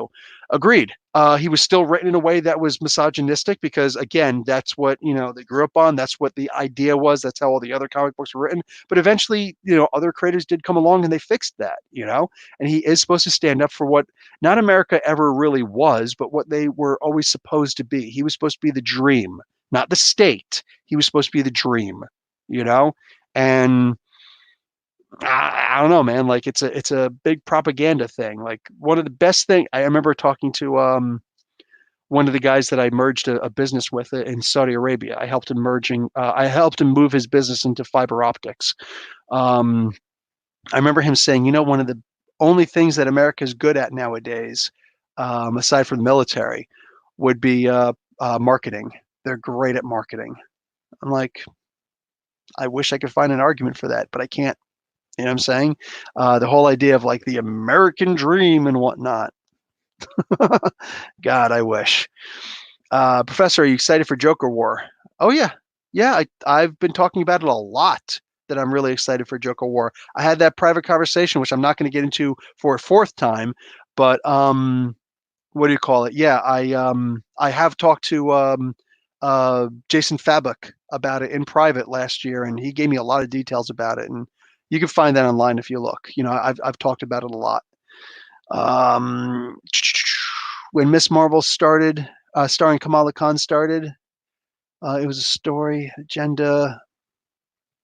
It's hard to read this, but yes, it was, but it was also the first of them. So Lady Jane as Thor and Miss Marvel, Kamala Khan. Ms. Marvel, whatever you want to call it, Kamala Khan. Those two did start off, and if Marvel didn't have everybody else do the same thing at the same time, yes, it would have worked really well. I believe it would have worked excellently. So everything else came out. That was just too much at one time. Jim Shooter was the Joe Quesada of his era. What's funny is that Jim Shooter taught Joe Quesada the business. He brought him into the business. So yeah, there's that. Joe Quesada owes a big thanks to Jim Shooter. State version of Cap is Ultimate Captain America. 100%, Sergio. That's a fantastic comic book. The Ultimate Universe version of Captain America is the state version of Captain America. Like, wow. Yeah, 100%. Signing out. See you later, Arturo. Have a good one, brother. But I got so quick of Red Skull, so I guess tired of him. Wow, the Japanese said that Americans are only good for music and movies. Yeah, well, when you look at it from the outside, but it is what it is. Tell us the truth. Is Robert Smith one of the three Jokers? I didn't ask Federico. Federico Blee, artist extraordinaire. Man, Ario Anandita was just in here. Why'd you come in so late, man? He had to leave to go back to drawing. And Louis Versatility, thank you for the $4.99 super chat. New York City is going to a lockdown on Sunday because of the coronavirus disease. I think I won't be able to get my comics. I hope you will be able to. I'm not going to. It's already my intention that I have no interest in going to the comic book store to do that. My pull list still exists. My pull list still exists. But I'm not going to go into the comic book store. It's not safe. It's simply not safe right now. Specifically, one of the most dangerous places to be is in a comic book store where the coronavirus disease actually lasts on paper and cardboard for up to 24 hours and can exist on plastic, including the mylar bagging that you use for comic books, for up to 3 days, for 3 to 4 days, they say. It's not worth it. It's simply not worth it. I will use like I have enough money that I can buy them digitally, and then later I can go and buy them physically also. You know what I'm saying? Because yeah, but I've got no interest. Sorry. I'll still do it this week in comics, but I'll be doing it from home. I won't be doing it there. Just in fact, I might even just do it straight up live. I might just do that one live, like not just premiere it. I might actually do it live from my home on Tuesday.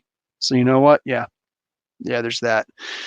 Um, New York lockdown. Yeah, I can see it. New York is just one of those big cities. You kind of have to. Supposed to be. That's what I thought it was supposed to be. Alex, no worries.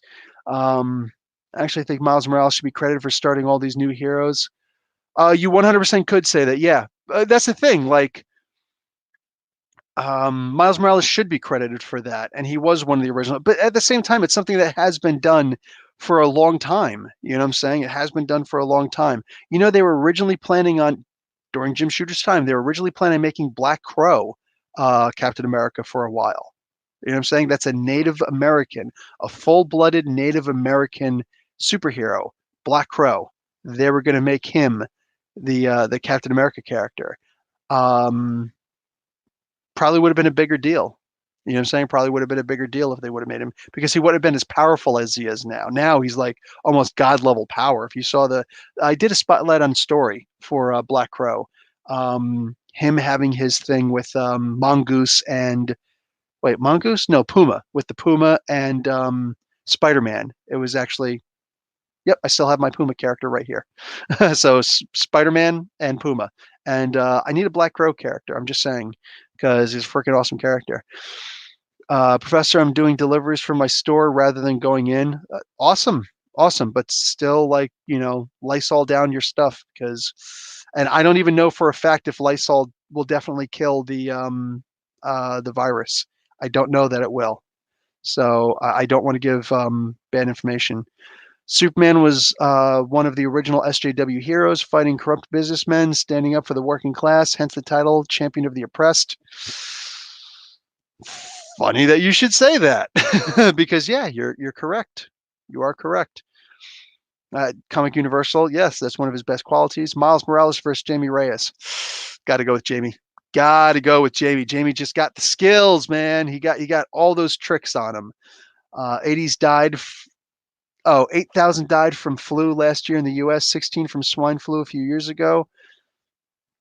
Excuse me, coronavirus deaths in the USA, 250. Yeah, so far. You got to also remember, Bruce. I don't know how this. I don't know where you're going with this conversation. What do you call it? Like people want to talk down Ebola. I don't like Obama. I think that he did some stuff. He did some stuff, and most of it was bad. But he also did do some good, and he nipped Ebola in the butt quick. You remember MRSA? That was a big deal, right? But they were able to stop it. They were able to identify it quick. Coronavirus disease, the COVID-19, is a little bit different because it actually takes 2 weeks to even start showing symptoms.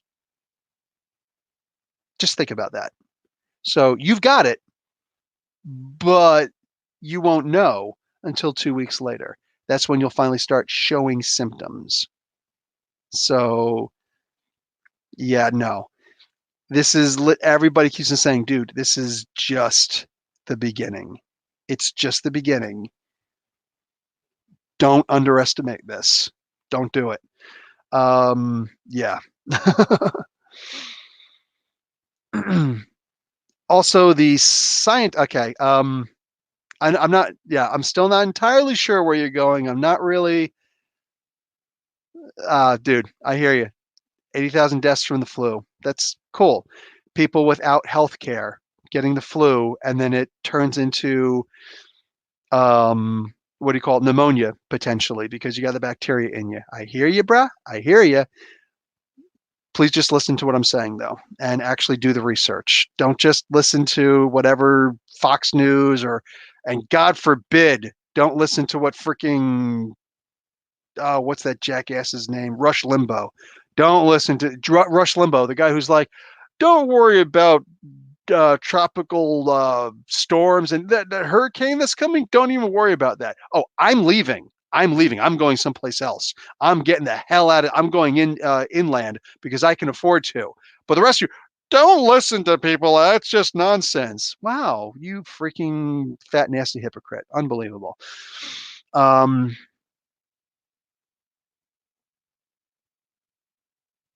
just the facts. Okay, Bruce, I'm happy to do this, but only for a little while. Why not quarantine from the flu? When you listen to the actual scientists who are involved in this and they're saying that this is going to be worse, listen, from the flu could potentially do something stupid to you where you could wind up getting something worse like pneumonia. I've had pneumonia 3 times in my life. Most people don't survive pneumonia 3 times. Some people don't survive pneumonia once. The survival rate from pneumonia twice is like, what? You know what I'm saying? Wow. I survived it 3 times, you know what I'm saying? And each time without hospital care.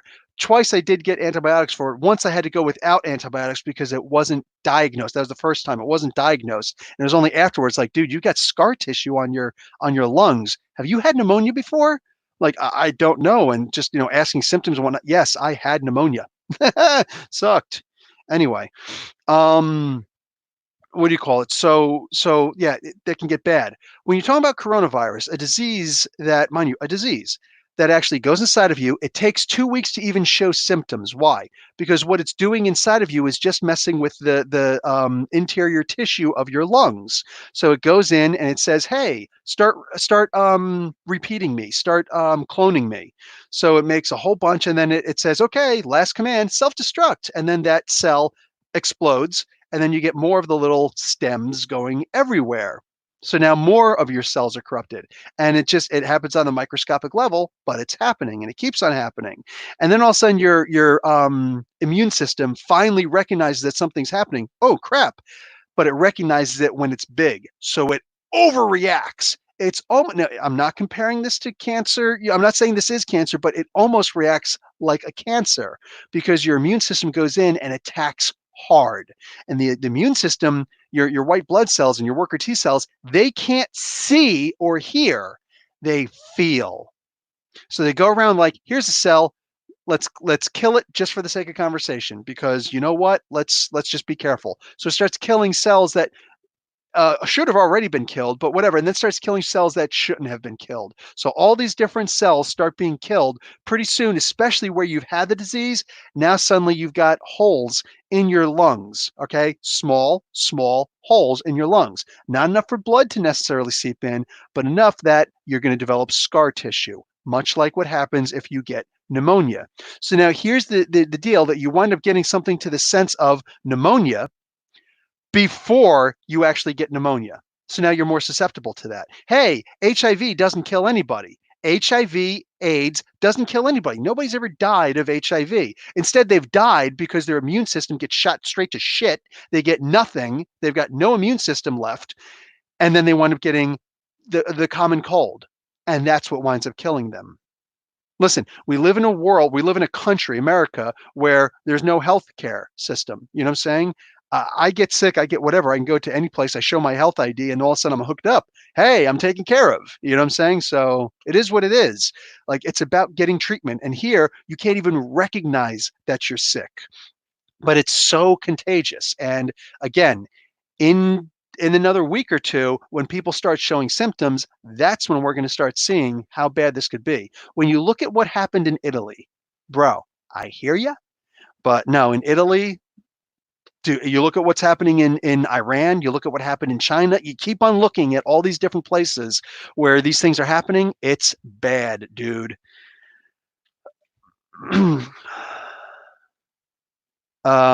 Okay, unfortunately, you're still talking and you're just throwing out stats. Okay, Bruce, last thing on this subject. As a marketer, okay, as someone who studied marketing, let's just look at this. There's lies, there's damn lies, and then there's statistics. And it's literally in order from best to worst. So please go out. I highly recommend you educate yourself a lot more on this, because if you don't, and when it happens to you, if it happens to some old person in your family, like your mom or your dad or your uncle or somebody like that, hey, bro, and maybe nothing will happen to you. But the idea is that we weren't ready for this. We weren't ready for this. And that's just the facts. All right. That's simply the facts. When, like this is literally like people who walk out in the middle of traffic. Oh, I'm just going to jaywalk in the middle of heavy traffic. I'm okay with jaywalking too, but you got to be smart about it. And if you just walk out, dude, the trick is you could be right 100 times. You could be right 1,000 times. You've read all the material. You're actually starting to piss me off right now because you're full of shit. Congratulations, Bruce Johannes. You are full of shit. You only have to be wrong once. Okay. You have not read all of the freaking material. Please show me your PhD, because I've read some things from actual scientists. Are you also a climate change denier at this point? You're so full of shit, dude. I'm done talking to you. CDC has really informative video on YouTube comparing COVID-19 to the Spanish flu of 1918, because Spain was the only country brave enough to make the problem a part of the news. Bang, there you go. So this was Talking Comics. We could talk about it. It's an Ask Me Anything, and people started asking me about other things. Second Street. I was CNA for 20 years, cleaning 14 elderly people with the flu, hepatitis C, etc. I'm an asthmatic and take. Eesh. Yeah, you're at risk. Be careful. Power to the people. What's going on, dude? The overwhelming of hospitals and medical facilities is also a cause for risk. Well, that's actually one of the big problems, because if you wind up having like a slow thing, then the people can get on top of it. But if you don't take care of a quarantine, since it already came into the country easily and it's not diagnosed easily, that's the problem. When these things start to hit the fan, all of a sudden, boom, that's what you have. Instead of a long, slow curve where, oh, there's still hospital beds. Like, here's the line. Here's our frontline workers. All right. The nurses, especially the nurses, but also the doctors. All right. Let's everybody. The freaking janitorial staff, for crying out loud, in hospitals are frontline workers, in my opinion, at this point. But if you have a long, drawn out, oh, lots of people getting affected, blah, blah, but we're taking care of each other, we're trying to self-quarantine, and it stays under this line, then it's manageable.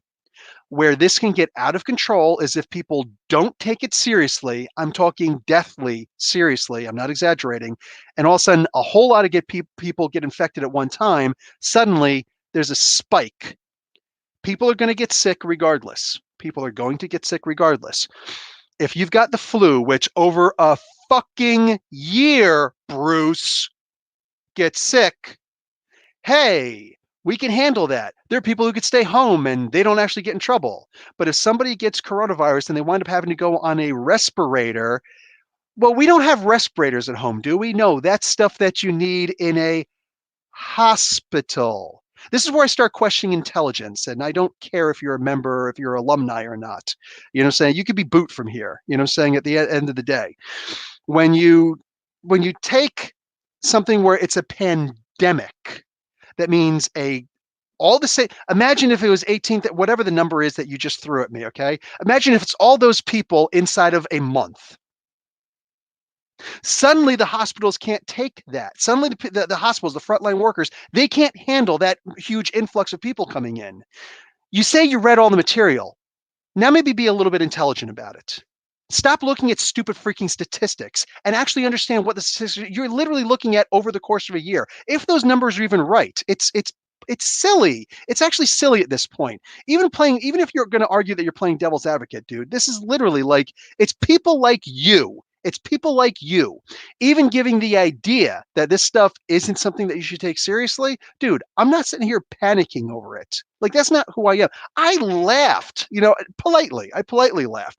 But, like, I'm a prepper. You know what I'm saying? I'm not in the sense where I'm going to, like, freaking, I've got like bunkers and caches all over the place. No, no, no. But like, I've got about a year and a half worth of food in my apartment at all times. When everybody's like, holy crap, let's go out for toilet paper. I've got a bidet. I don't need toilet paper. And yet I've still got toilet paper, just in case the water gets shut off. Because I don't know if all of a sudden we could have a natural disaster that can show up and be like, oh, hey, there's no more water. Well, now my bidet isn't going to do shit, right? So at the end of the day, I prepare for worst case scenario. At least be able to survive for a little while. I live really close to a lake and I know how to desalinate water. I know how to I can't pull radiation out of water. Nobody can do that, but I can pull toxins out of the water. You know what I'm saying? I know how to do this. My survival from the military. I know how to do this stuff. You know what I'm saying? And yet I still got a whole bunch of water bottles out here because I don't know if I'm going to be able to go out and do that. All the lakes in Canada, and I'm not thinking, oh no, we'll be good. We'll be good. No, I don't take chances. You know what I'm saying? I've got plenty of food. I got plenty of water. I'm good. I didn't need to go out to the stores and be like, oh my God, grab all the ramen. I got ramen. I got whatever you think that you would need. I've got it in spades. You know what I'm saying? Bring it. You know what I'm saying? So when everybody's sitting there freaking out and whatnot, you got to look at it as, hey man, it's it, it people on average, people don't get ready for things. People react to things. I'm not reactionary. That's not who I am. I like to look at things in advance. So I don't believe in zombies, you know what I'm saying, except in my comic books. But I do believe in pandemics. I do believe in natural disasters. I do believe that there, like in Sandy Hook, you know what I'm saying? Not just Sandy Hook, Hurricane Sandy, which affected New Jersey. My mother was involved in that. She never prepped. She never did anything like that. She does now. Because when the water gets turned off, and then suddenly after a week it gets turned on, but they're like, listen, the water's on, but don't drink the water. Don't drink that tap water. Okay, it's dangerous. You will die drinking that water. Don't drink it. All right. They're like, oh shoot, what are you gonna do? My mom, like everybody else, had to go out. My sister, my family had to go out and try and find water. Costco's empty. Walmart's empty. All the stores are empty. What are you going to do? They were suffering. And I was in Saudi Arabia. What was I going to do? You know what I'm saying? What was I going to do?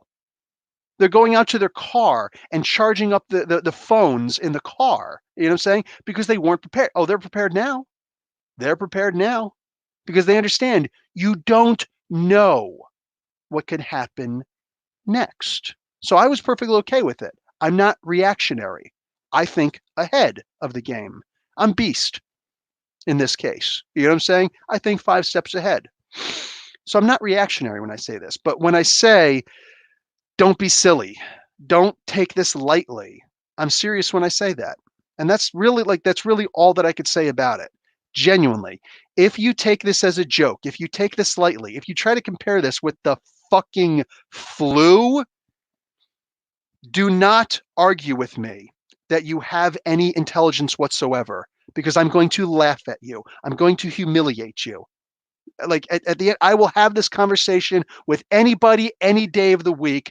Bring the noise. All right. I'm not some jackass on the street.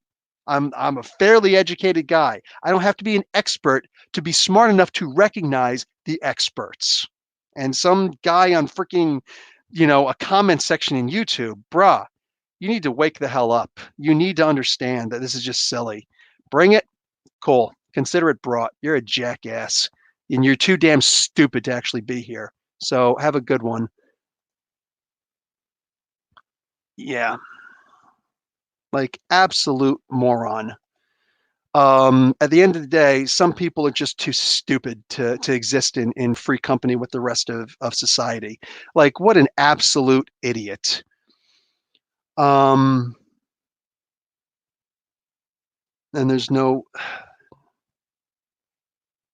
yeah, I whatever the hell this guy's talking about, like so ridiculous. Bring it. Like, come on, man. Like, I'm explaining this stuff and statistics. Like, you know what? I've explained what I've got to explain. I've explained what I got to explain. And if you're too stupid to understand, you know what? I can explain it to you. I can't do it for you. You know what I'm saying? Jesus, I could write this stuff in freaking crayons for crying out loud. Botanicals are going to get me. They probably will. They probably will. Is it bad to hope this guy gets cis? I don't know what cis means. But yeah, no, I don't want anybody to get the disease. At the end of the day, I do think at the end of the day, like the only thing that is going to wake up somebody like this is if somebody close to him gets it. And here's the thing, if enough people don't quarantine, that's what's going to happen. He's going to get it. Somebody else is going to get it. I don't want him or anybody else to get it. I don't want anybody to get this, you know? But like when you got dumb kids running around, you know, or child-minded people who just think, oh no, it's perfectly okay. And then you go out and you wind up doing something stupid. You go out and, oh, you just brought into the house. And eventually somehow that's going to get to, oh, let me bring some food over to, you know, my elderly father, and all of a sudden your father gets it, and it's really affecting old people, and suddenly now he dies because of it. Wow, congratulations. Should you be brought up on murder charges, maybe? I know that's an extreme, but stupidity is an extreme. So yeah, like I think that there's just a certain level of stupidity that I'm simply not going to tolerate, and that was it right there. I am done so done with that freaking argument. It seems to me this administration didn't take it seriously. Ebola was no joke. Well, you saw the insider trading and things like that. You know, it is what it is. There we just had that report a couple days ago. Senator Burr knew back in January or December, actually December, January. Trump actually had briefings and things like that. And unfortunately, when you look at something like no, I don't line. I don't play the Transformers trading card game because I don't have anybody to play it with. They should put it online. I would love to play it online, you know? Anyway, yeah. Ugh, whatever. Dang, that means that was some intense lecture, Professor, but necessary. Thank you. Yeah, yeah. I can get intense. All those young people at the beach hanging out. Yeah, because like, you know, oh, they were saying like, oh, I've got a strong immune system. Yeah, but the thing is you can still be a carrier, you know? You look at color blindness. Men get color blindness. Women don't. You know what I'm saying?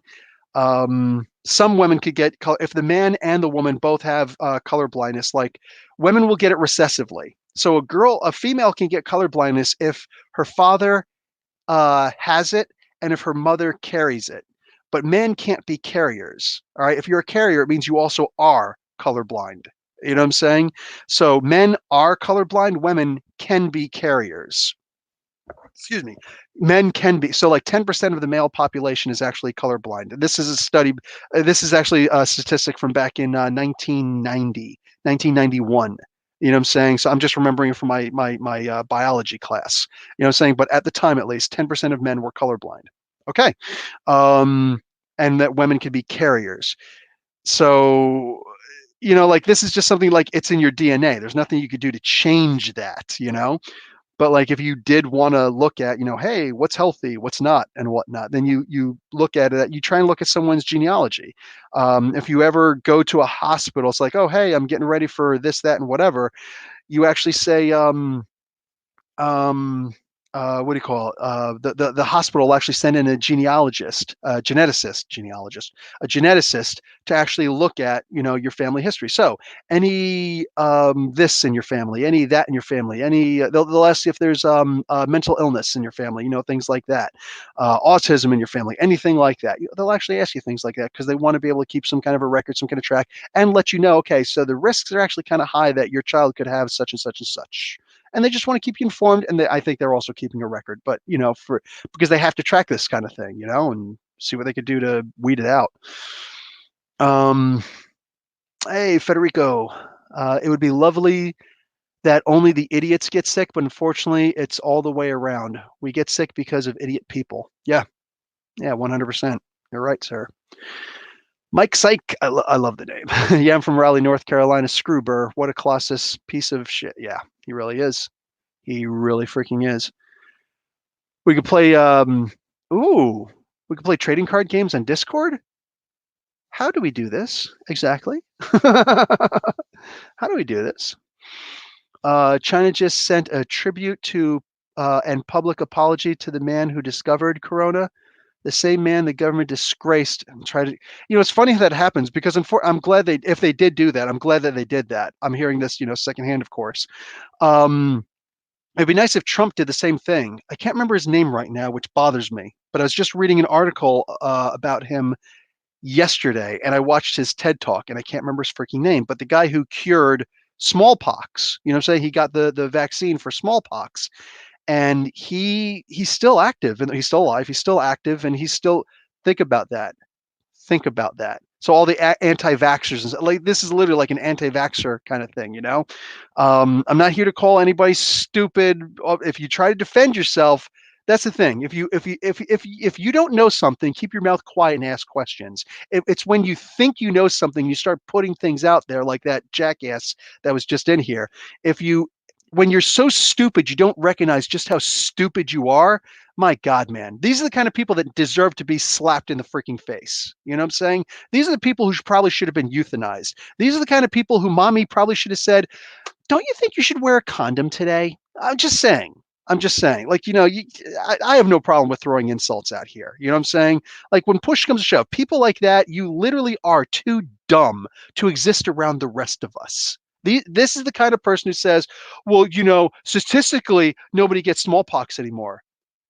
Yeah, but smallpox was actually coming back for a while because people believed the way that person was talking. Statistically, stop talking statistics as if you've ever taken a statistics class before. I've taken two. One, I hate it. I hate statistics. They're evil. I was just talking with my oldest daughter recently, and she's like, "Yeah, Dad, you were right. Statistics is evil." I'm like, "Yeah, right, right." Darwinism at its best, essentially, right? Actual not even social Darwinism, actual Darwinism. Jeez. Fox News will not survive long. There will be misinformation. This pandemic will be remembered. We say that, but unfortunately, it probably won't be. It probably won't be. But anyway, the thing I was saying is Trump actually badmouthed or not publicly. I don't think publicly, but it's reported that he actually badmouthed this guy's report, the guy who cured smallpox. Like, dude, what are you doing? And Trump's sitting there saying, "I'm actually really good with it." I always do this because Trump talks like this. I actually, when I was talking to the doctors and the scientists and the specialists on this, they were surprised at how much I knew because I'm really smart. Saying like they said that if I didn't get into what I do now, that this is what I should have done. I should have been a doctor or something like this. This is people say, "Oh my God, nobody says it, Trump. Nobody says it. Please shut up. It's time to shut up." And at the same time, you know what? We're already there. Let's have this conversation. Where the hell is Joe Biden? Where the hell is Joe Biden? All right? For crying out loud, this guy trying to act presidential. Hey, brah. Hey, brah. The second from last tweet that this guy put out that I'd seen was, make sure you go out and vote for me. Make sure you go out and vote. Most of the people who vote for him are old. You get a lot of boomers. There are younger people also, I get it, whatever, but they're mostly old. The most at-risk voters are Joe Biden voters, and he's telling them go out and vote. And the next day after those primaries, mind you, a Republican governor, this is why I'm not anti-Democrat, anti-Republican, I'm anti-everybody. I'm an independent. A Republican governor of Ohio turned around and said, bruh, we're not doing elections. He had to fight the DNC in court. The DNC tried to overrule him with the court decision. He went against everything. And this Republican governor in Ohio said, we're not doing Democratic primary voting in Ohio. We're going to delay it until the CDC says it's safe. We're not doing it now. Thank God you have intelligent Republican governors like this, Republican or otherwise. Thank God we have people like that. And then the very next day, Joe Biden puts out, hey, everybody, make sure you stay safe. Try and stay indoors, self-quarantine, blah, blah, blah, blah. What changed from last night? You piece of crap. What changed from last night? Oh, he was hoping that Bernie would drop out then. Here's the thing. If Bernie drops out, the news isn't going to give him half the press that he's not getting that much press to begin with. But Bernie Sanders overnight just raised $2 million to help fight against coronavirus and or not to help fight against it. Sorry, to help people in need who are being affected by coronavirus and the quarantine. To try and get food to elderly people and stuff like that. I saw this one tweet somebody puts online. Yeah, well, he's a sitting senator. He's supposed to. This is his job. No, it's not. No, it's not, because none of the other senators are being held to this litmus test. All right, none of the other senators are held to this litmus test. For crying out loud, you remember when Mitt Romney was trying to beat Obama for the presidency, and I forget which hurricane it was, but there's some kind of a natural disaster. I think it was a hurricane someplace. It wasn't Katrina. That was Bush. It was the one after that. Mitt Romney went down there also because he's trying to show people, hey, look, I could be presidential. And Biden isn't even trying. Sorry, bro. Sorry, bro. Which is worse, Fox News or Breitbart? Breitbart is absolutely worse. But at the same time, I don't look at, which is worse, the guy who killed 20 people or the guy who killed 21 people? Not interested. They're both evil. You know what I'm saying? They're both evil. But make no mistake, Fox and MSNBC and CNN, they're all just wrong. They're all just wrong. They're wrong in their own ways. You know what I'm saying? Sure, Fox is more wrong in the coronavirus disease situation. But you know what? CNN and MSNBC are wrong in their own ways also. Many, many, many regards. Trump's not wrong when he calls them fake news. They're all fake news, for crying out loud. They're out there trying to get rich. They're not actually out there trying to give us information. If Biden wins a nominee, it's going to be two-term Trump. Sad. It probably will be. And even then, even if Biden winds up getting elected, let's be realistic. Maybe we won't have kids in cages anymore. But at the end of the day, I know there's going to be a lot of people who are going to say this is fake news, but it's true. Obama had kids in cages also. Obama had kids in cages also. You can look it up. You can see the when pictures were released. You know what I'm saying? Obama had kids in cages also. Not to the level that Trump has. Trump has far more kids in cages, but Obama had kids in cages also. So with his VP being the president, is anything really going to change? Literally, the only thing that people are able to say, but there won't be kids in cages anymore. Literally, that's the only thing that people could argue that it will be better than Trump. Biden will be better than Trump. Why? Well, kids won't be in cages anymore. That might not be true. There will probably still be kids in cages. So honestly, when the lesser of two evils is only a little bit lesser, maybe I'm not interested. I'm not interested. We have a pandemic where people need to be tested. And for the love of God, for the love of God, when one candidate is fighting for Medicare for everyone and expanding Medicaid to also include hearing aids and vision tests, because ears and eyes are part of the body also. Surprise. And yet Joe Biden says, even he's on the news saying, so you can find video of it, even if Medicare did somehow pass the Senate and get to my desk, I would veto it in favor of something that would be faster, like Obamacare. I'm sorry, people who actually have the information. I'm sorry. I just don't see Biden as being a good alternative to Trump. When you look at Biden, I literally look at Trump and I say, well, how bad is Trump really? If all we're going to get is Biden to replace him. I don't play the lesser of two evils thing. I just don't do that. Professor, would you give us any hints for the Monday face rip finally? Wait, what? What's this? Who are you? Who are you really? The finale, and it's finally, it's supposed to be finale. No worries, no worries. I'm not a spell check. I'm not going to spell check everybody, but yeah, it's actually supposed to be finale. Who are you really? Lines. Which player are you actually? Truth. Well, Biden might stop the Muslim ban too. He might, but we're also doing this based on the idea that he was Obama's VP. Listen, man, I'm saying in general, just in general, I'm saying, you know why Obama picked Biden to be the nominee, right? Because Obama's black. And there were an awful lot of, people in America who were still Democrat, but who probably weren't going to vote for Obama because, like, I don't know, man, that's dangerous. That's like a black guy in president, like, what are they going to do? They might change things. He's probably going to change a whole bunch of things all of a sudden. Oh, no. So he didn't pick Biden because he agreed with him. He picked Biden because it would quell the white vote and say, hey, guys, the white voters, not the vote, the voters.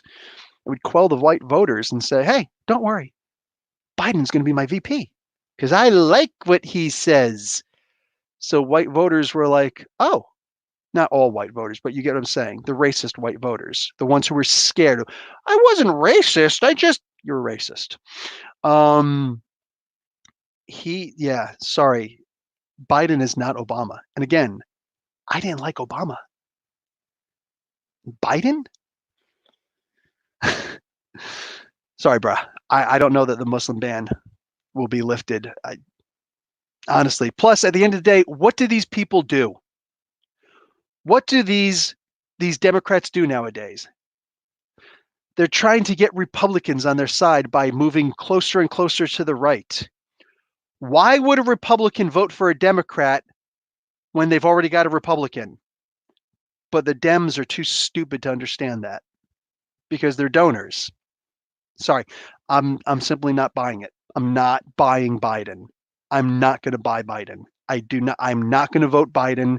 And I know there's going to be people, if you don't vote for Biden, then that's a vote for Trump. No. I understand math.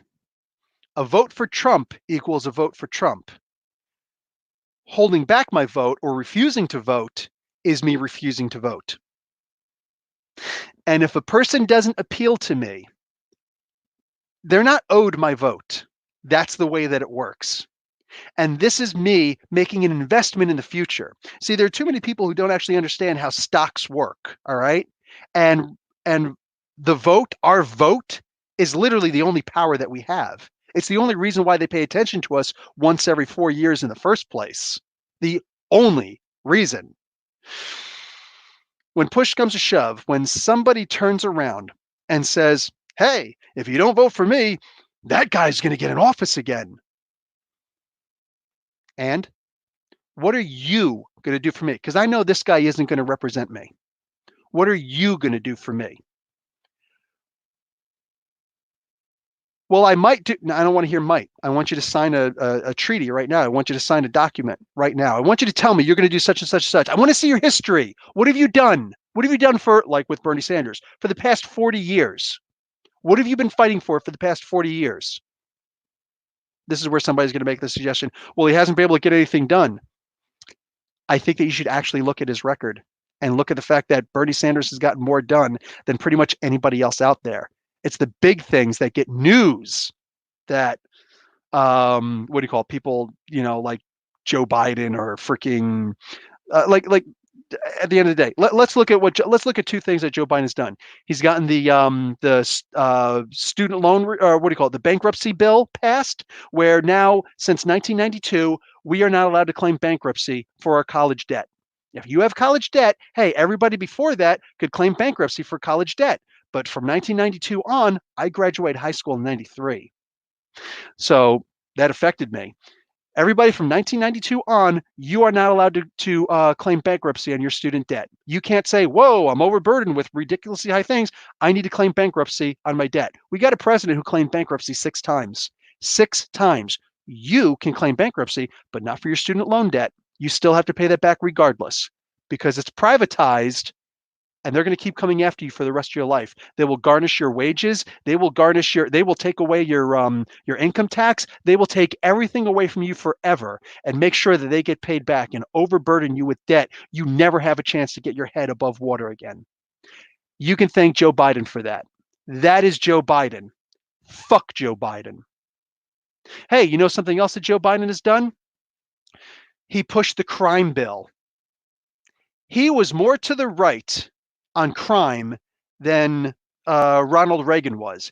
That's how long Joe Biden's been in politics. He pushed Ronald Reagan, a conservative, more to the right on crime, which put more black people in jail, more ethnic people in jail, more non-white people in jail than any other president before or since.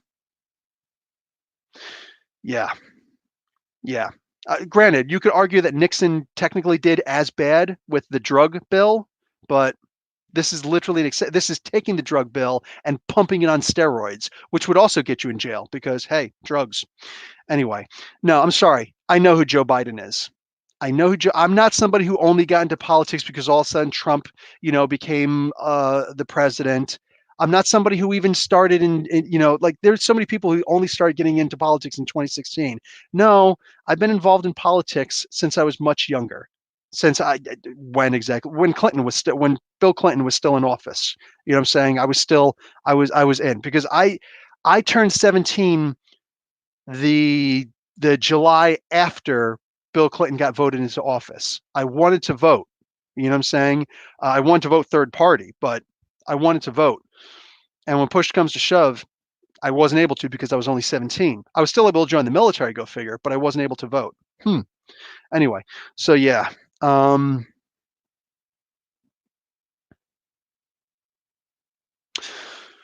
Federico Blee is not wrong. Lisa Simpson will be in charge. Actually, hopefully that means AOC. Yes, that's right. I love Alexandria Ocasio-Cortez, and I can't wait to the day that she's finally old enough to run for president. Yes, because I will vote like crazy for her, just like I'm willing to vote like crazy for Bernie Sanders. But nobody else piques my interest. Hey, Tulsi Gabbard was a hell of a disappointment, wasn't she? Whole bunch of people on the right and the left thinking, oh, she's bad, she's bad, she's bad. I called it. I called a long time ago. She don't believe in anything but herself, and she's just a politician. That's all she is. Yeah, she served in the military. I don't care. I don't care. So did I. So she actually still serves in the military. Cool. I'm really happy for you, lady. At the end of the day, she's a politician. She's very, very. Here's the thing: people think, oh, what if they make her vice president? She won't be vice president. But if she did get vice president, it's because she's very anti-Muslim. Look at her. Look at her actually record. Look at the idea that 80% of her votes have been Republican. Look at the idea that 90% of Elizabeth Warren's votes have been siding with Republicans, for crying out loud. She's been a Republican for 90% of her life, for crying out loud. You know what I'm saying? She's a deep whatever. Didn't like Tom Steyer? Who the hell was Tom Steyer? He was your typical left winger. He's all big on identity politics, but at the end of the day, he's just some rich guy who, like, why was he running exactly?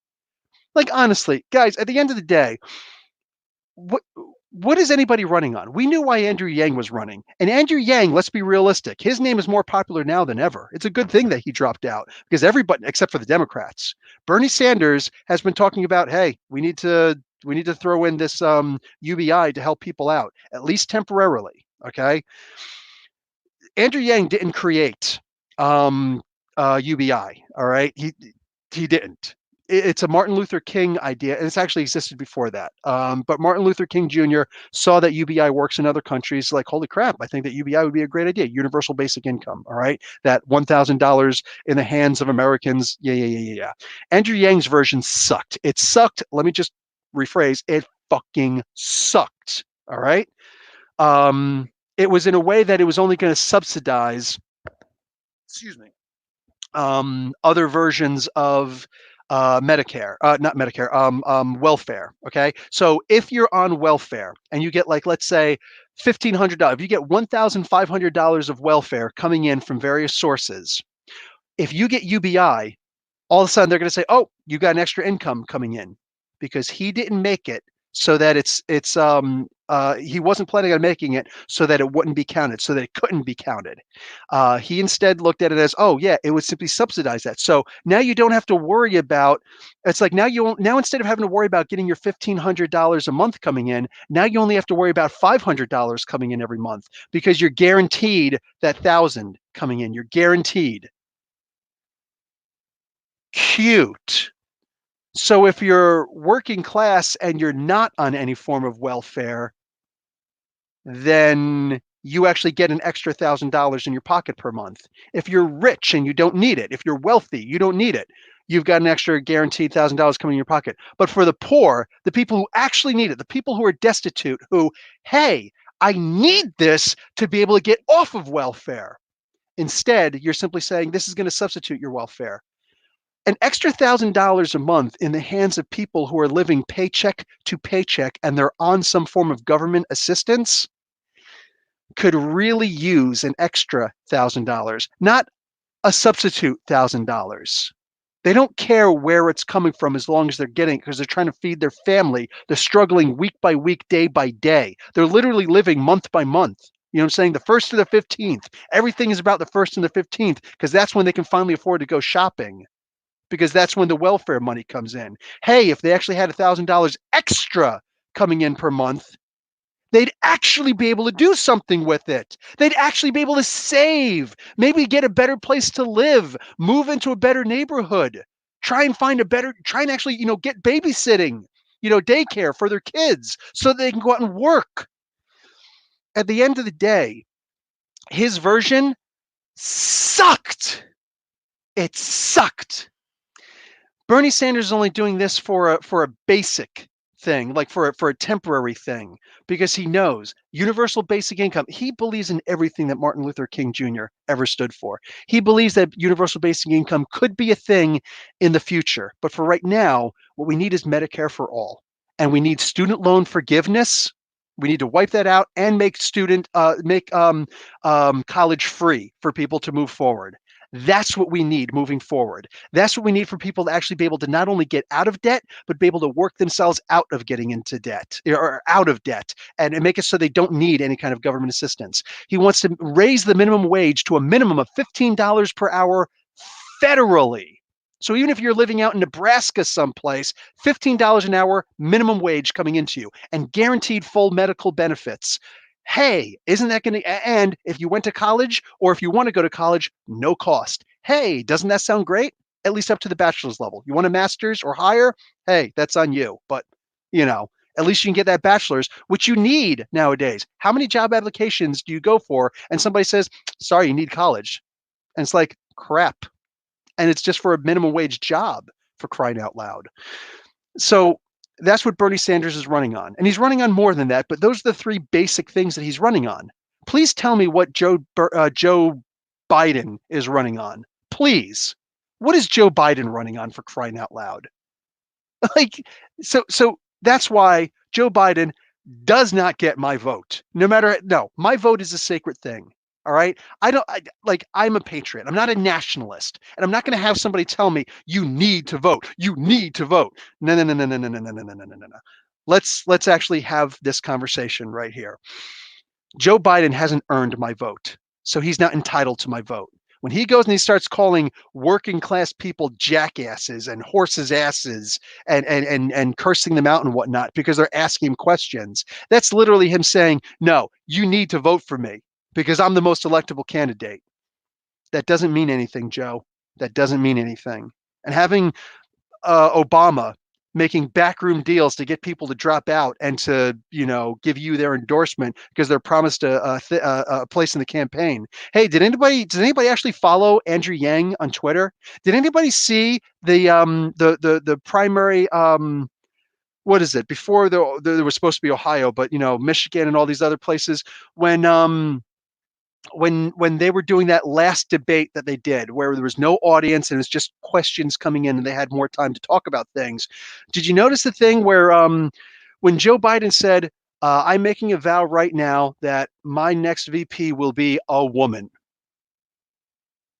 It sounded like a really big deal, didn't it? Did anybody notice Andrew Yang's tweet? He tweeted immediately after that, huh, that's not what Joe Biden said to, that's not what Joe said to me when I was talking to him. Andrew Yang dropped out because he's stupid. Let's just look. Bottom line, he's stupid. He tried to play politics. He's stupid. He believed the Dems. He believed Joe Biden. Joe Biden offered him a VP spot. And Yang is trying to be cool about it and like, I'm going to slip this because he's very sophisticated. Look, Andrew Yang is not non-sophisticated. He's very sophisticated, but he's freaking stupid to sit there and make a Imperious Tech. He's really stupid for believing Joe Biden that he was going to make him the VP. You don't drop out of an election for something like that. In fact, what you should have done was say, "Hey, Bernie, listen, man. You and I have very, very similar beliefs. Will you consider me for VP? Because I would love to back you because I actually believe you're going to help the American people." Andrew Yang is a narcissist, not on the level of Trump, but let's be realistic. If someone wants to help people, there's only but so much compromise you're willing to make.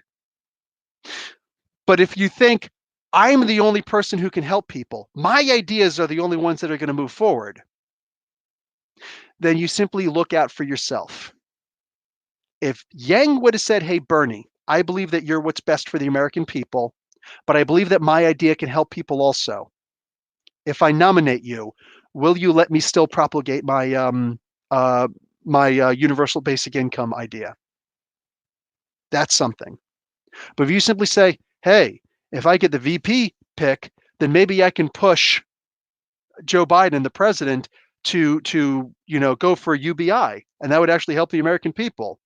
Well, that's just stupid. Because at the end of the day, I think most of us know that the vice president doesn't really have any real power.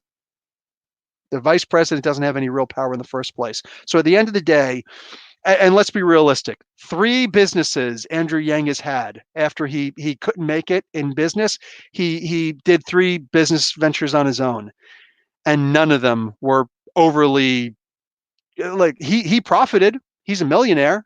You know what I'm saying? He profited, but they didn't really help the communities that he said he was going to reach out to and help. They didn't help anybody. So yeah, cute, great idea, but no, unfortunately, it just simply didn't work. I got to go. Nature calls. All right. Talk to you later, brother. Professor's curiosity.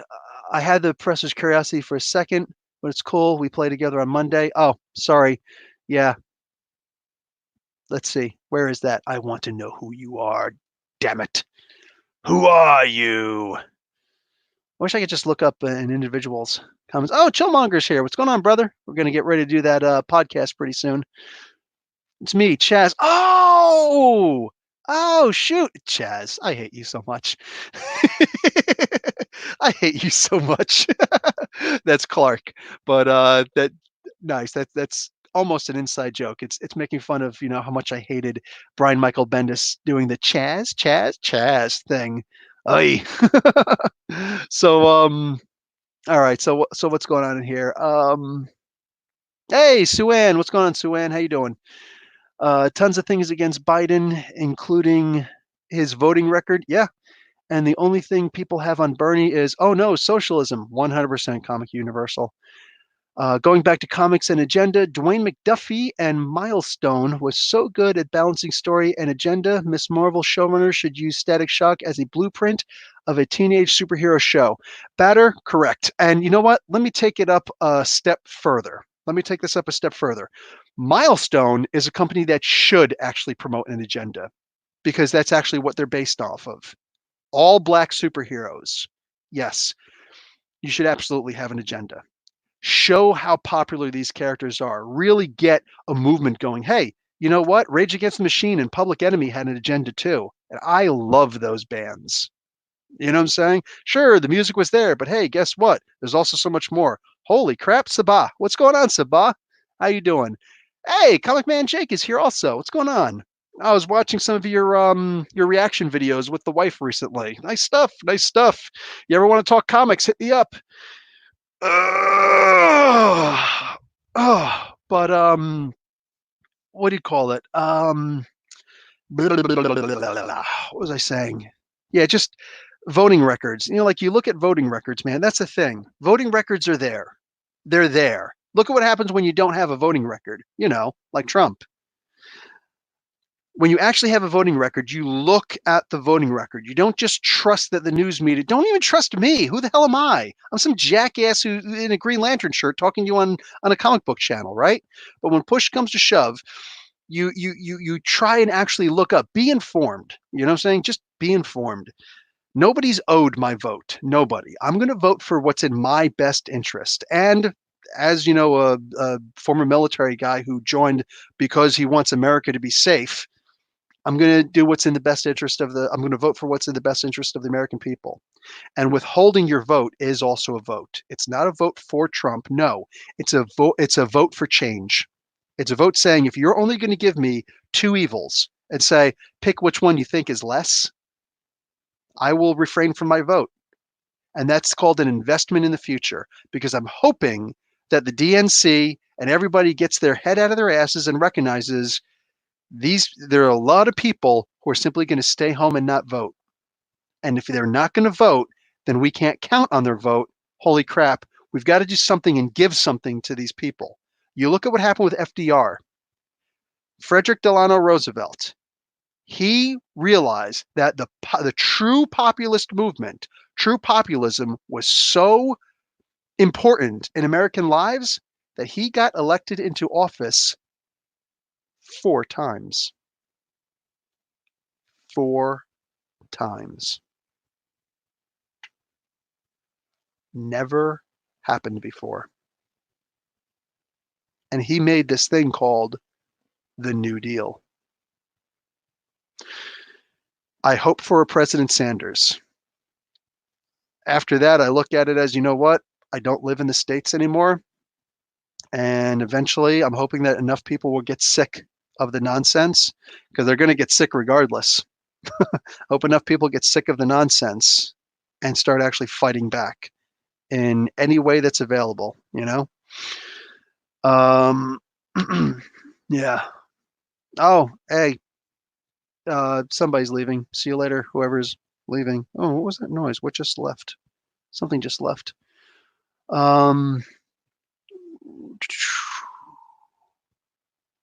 Is the professor secretly Gerald of Rivera? But if I haven't watched that, I'm sorry. I only watched the first half of the first episode. I'm going to choose between one evil or another. I prefer not to choose at all. That's like an old saying, It's an old saying, but yeah, I'm good with it. I wish I was old enough to vote, because I really wanted to get out there and vote for Bernie. Yeah, my family also have to leave for groceries. That's the only time that we leave that we leave the house. Listening to me now about that prepper stuff, huh? I'm sorry, Sabah. Please be careful when you're out there. Try and wear gloves. Buy gloves if you're out there. You know what I'm saying? Stop off at the doctor's office and steal some gloves. Those latex gloves? Yeah. This way you can just take them off and drop them in the waste bin. What do you call it when you're finished? I saw someone from America got billed over $30,000 because they weren't insured. This was for coronavirus treatment. It's shocking.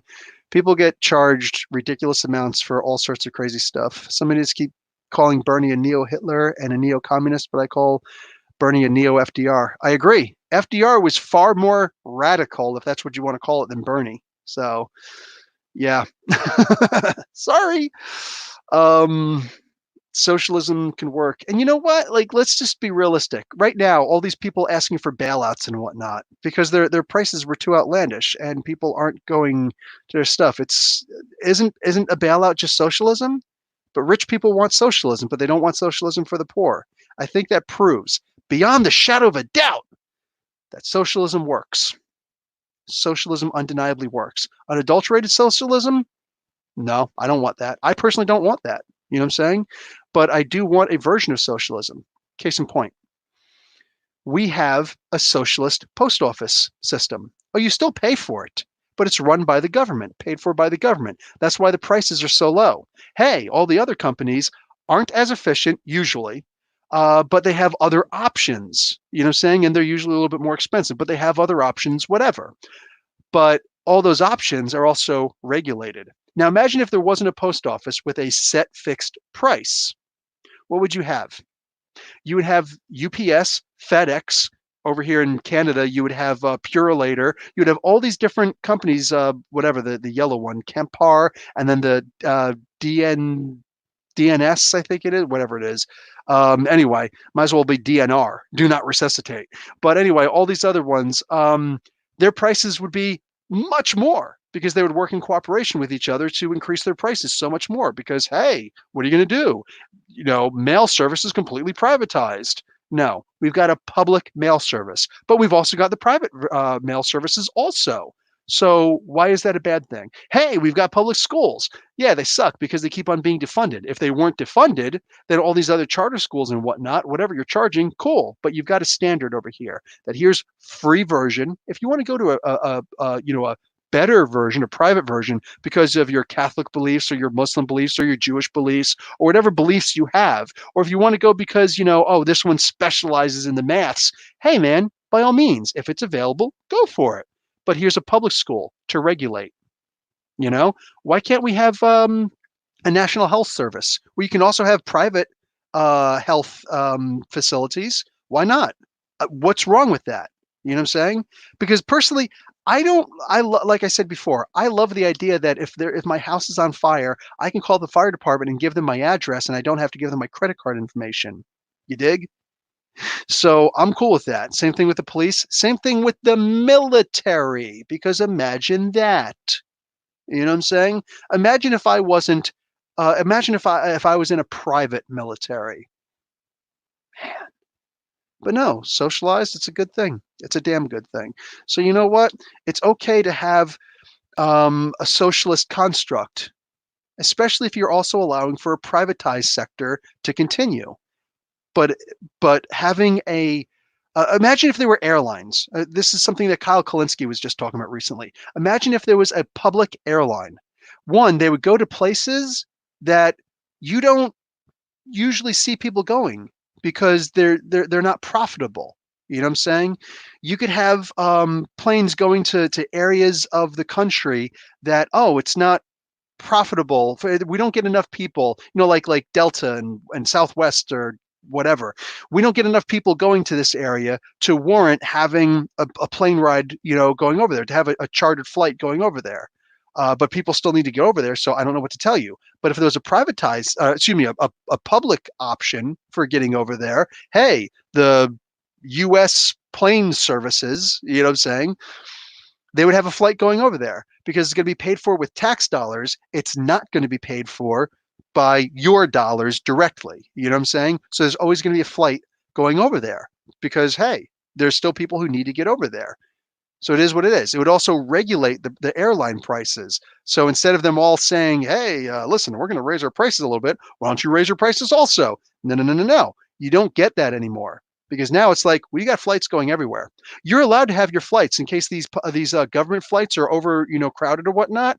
You can have your own flights too. But if you try and overcharge, people are just going to say no, and they're going to put the weight. We have options. That's the thing. We have options. That's the thing that Republicans have always argued, on Fox News. I would rather have options. Sure. How about you have the option right now with healthcare to go bankrupt or die? There's your options, because there are people who are too poor to afford health care. Those are your only options right now. You know what your option could be if you have Medicare for all? Get healthy. That's it. Go to a doctor. You don't have to worry about, I have money and blah, blah, blah. No, there's no need. No charge? No charge. Go, be healthy. That's it. That's it. I love the idea that I can do that here in Canada. And I look forward to Medicare for all one day coming to America so that our healthcare here in Canada gets so much better. You know what I'm saying? Because I've experienced both. God, I would love if the healthcare here was better. But at the end of the day, it's 100 times better than the lack of healthcare in America. It's only healthcare for the rich, those who can afford it. And that's just all there is to it. Raven, here in Australia, the government is giving everyone on pension $750 bonus payment because of COVID-19. That is awesome. That is freaking awesome. I know governments around the world are helping their people because of COVID-19, but there's a difference between government aid and socialism. Well, I hear you. But again, first off, understand that Bernie Sanders isn't going for socialism, it's democratic socialism. So we've already got socialism in America, especially for the rich. You know what I'm saying? But as far as government aid is a socialistic idea. You know what I'm saying? So yeah, we don't have to go full socialist, but like especially in, in I know Sabah is in England, a 100% socialist medical system. Hey, that sounds like a good thing to me. Sounds like a good thing to her too. You think that she's going to give up her medical care? Hell no, never, ever, ever. And that's just all there is to it. She's never going to give up her healthcare. Nobody wants to do that. You know what I'm saying? They will fight to the death for their freaking Medicare. Just pointing that out. But yeah, it doesn't have to be a total socialist system. You can have government programs which are socialistic in nature that actually go and help. Hey, you like the idea of not having child labor? Regulations. That's a part of socialism. You like the idea of what do you call it? A 5-day work week, 2-day just basically a 5-day work week and 2 holiday days off, whatever. Yeah, that's socialism. That's regulation. That's what it is. So we don't have the Gilded Age anymore. Like all these things are really important to help us out. Just a privatized universe would be 2099. Yeah, there you go. There, you're 100%. Yeah, to keep it back on comics. Private and public won't work for health insurance because different hospitals give preference to people who have certain health care plans because they deal because of deals the hospitals have with insurance companies. No. That's not what I'm saying. You're 100% right on that. But here's the thing. You could have hospitals that just, like you can make your own private practice someplace, and that's pretty much what people do. If you want to work, go and ask doctors. Your doctor at least in New Jersey, this is the way that it works. If you have a if you're a doctor, you have a private practice someplace, you still have to put in a certain number of hours at the hospital. You know what I'm saying, in the emergency care or whatever, you have to, and you get paid for it, but you have to do that. That's part of who and what they are, which is kind of a good thing because it's also free advertising, So that's that. You can do the exact same thing here. Hospitals are free to everyone. Oh, but there's all these local places. Now here it's free. All of our local places, our private practices are also socialized. So at least socialized in the sense that they're single payer. So you can have a private practice and still work in a hospital also, but you can have a private practice, but our healthcare system works all over the place. Boom, you're golden. You're golden. But you can still do insurance. Just you can't cover the same things that are already covered by healthcare because that would be stupid. But what you can do is you say like, oh, a typical hospital room has 2 beds in it, but there are also some private rooms. What if you had an insurance where you're like, hey, you come and work for me, I'll give you medical insurance. What that does is we will give extra money so that you can actually pay for, or so that you can actually get a private room as opposed to a what do you call it, a shared room, because that's actually the health insurance that my wife has. See, we're guaranteed a room in a hospital as long as there's space because we have universal basic medical care here in Canada. But my wife has a really good job where they give awesome insurance, and all of us, if we go to the hospital, we can show our insurance card, and it's like, oh, you get a private room. It's still the same care, but you get a private room instead. Hey, insurance companies don't have to go out of business. People could still work. Imagine that. So it's just about getting more creative. Just like we were talking about earlier with the comic book stores. When push comes to shove, you can still have a comic book store business, but stop thinking that it's just going to be people walking into your comic book store. You have to go out of your comic book store and try and deliver the product to people also. Exclusive, signed stuff, whatever. You know what I'm saying?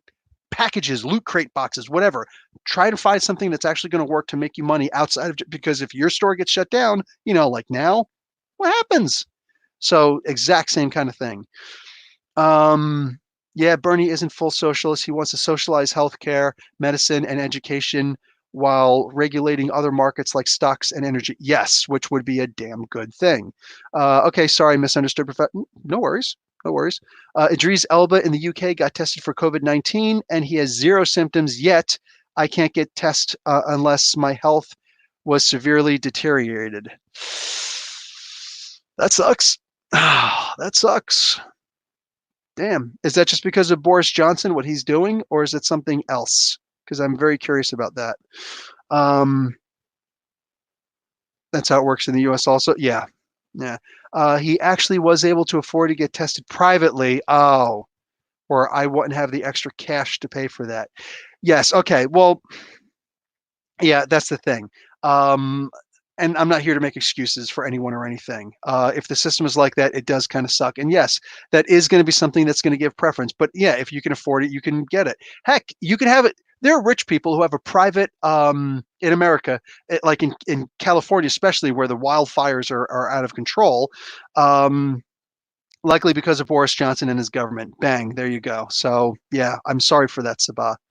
Um, I'm genuinely sorry for that. That sucks, man. That's the Bush of England, but the Bush, the Trump of England, including with the hair. Anyway, yeah. Why is it that when the Republicans have some bad guy, it's always some big, fat, stupid faced looking guy who's he just looks confused everywhere he goes? And they're always throwing insults at people. Why is that the exact same thing you see all over the place? Why do people vote for people like, I don't understand that. And I'm not here to insult anybody for that. I'm asking the voters, why do people vote for someone like that? Why does that kind of a person appeal to people? I don't get, because I don't see the allure in that personally, but I'm genuinely curious. I'm not here to start throwing insults back and forth. I'm not here to trade barbs, but these people are stupid. These and why are people voting for these stupid people? That's the question. You know what I'm saying? Do they not realize that they're stupid? I'm not here to insult the voters. I'm definitely insulting the people themselves, but not the voters. So yeah, I'm here to insult the politicians. That's the word I'm looking for. Yeah, it's freaking ridiculous. But yeah, in the what do you call it? In California, the rich people have their own private they have their own private roads, for crying out loud, but they have their own private whatever, the fire departments. You know what I'm saying? So everybody else gets the social. So if there's a huge fire, the firefighters have to go out and do whatever they can. But nobody's going to try and protect anybody's individual house unless you have your own firefighters that you hired separately that don't work for the regular, firefighters union, whatever. I've got my own firefighters that I hired that only protect my house. Okay, if you're rich, that's what you can do. That's one of the benefits of being rich. I'm not here to hate. I'm not here to hate. What I am here to hate is when you're trying to privatize the fire department. That's where I suddenly have some problems. When you start taking all the water and forming droughts on a coastal city, you're trying to make water shortages. My God, man, what are you thinking about? That's where I start to have issues.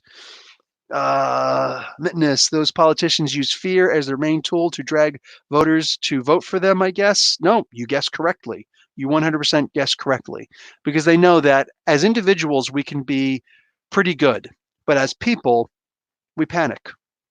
People panic. Individuals, yeah. You know what I'm saying? We're usually a little bit smarter. In droves, though, that's like nobody dies from one person running through. I don't care how big you are. Nobody dies from one person running down the streets in a freaking tizzy. You know what I'm saying? It's like you move. It's like, oh, here's a crazy person. But if it's a stampede of reactionary, crazy people, that's dangerous. That's dangerous. You know? Yeah. So okay, looks like I got to the bottom of the comments, and this is a 2-hour, 47.5-minute long live stream. I'm thinking, I'm thinking I'm gonna bounce out of here. All right. Yeah. You know what? Let's leave on a really positive note. I'm gonna put this on my ring finger since I can't.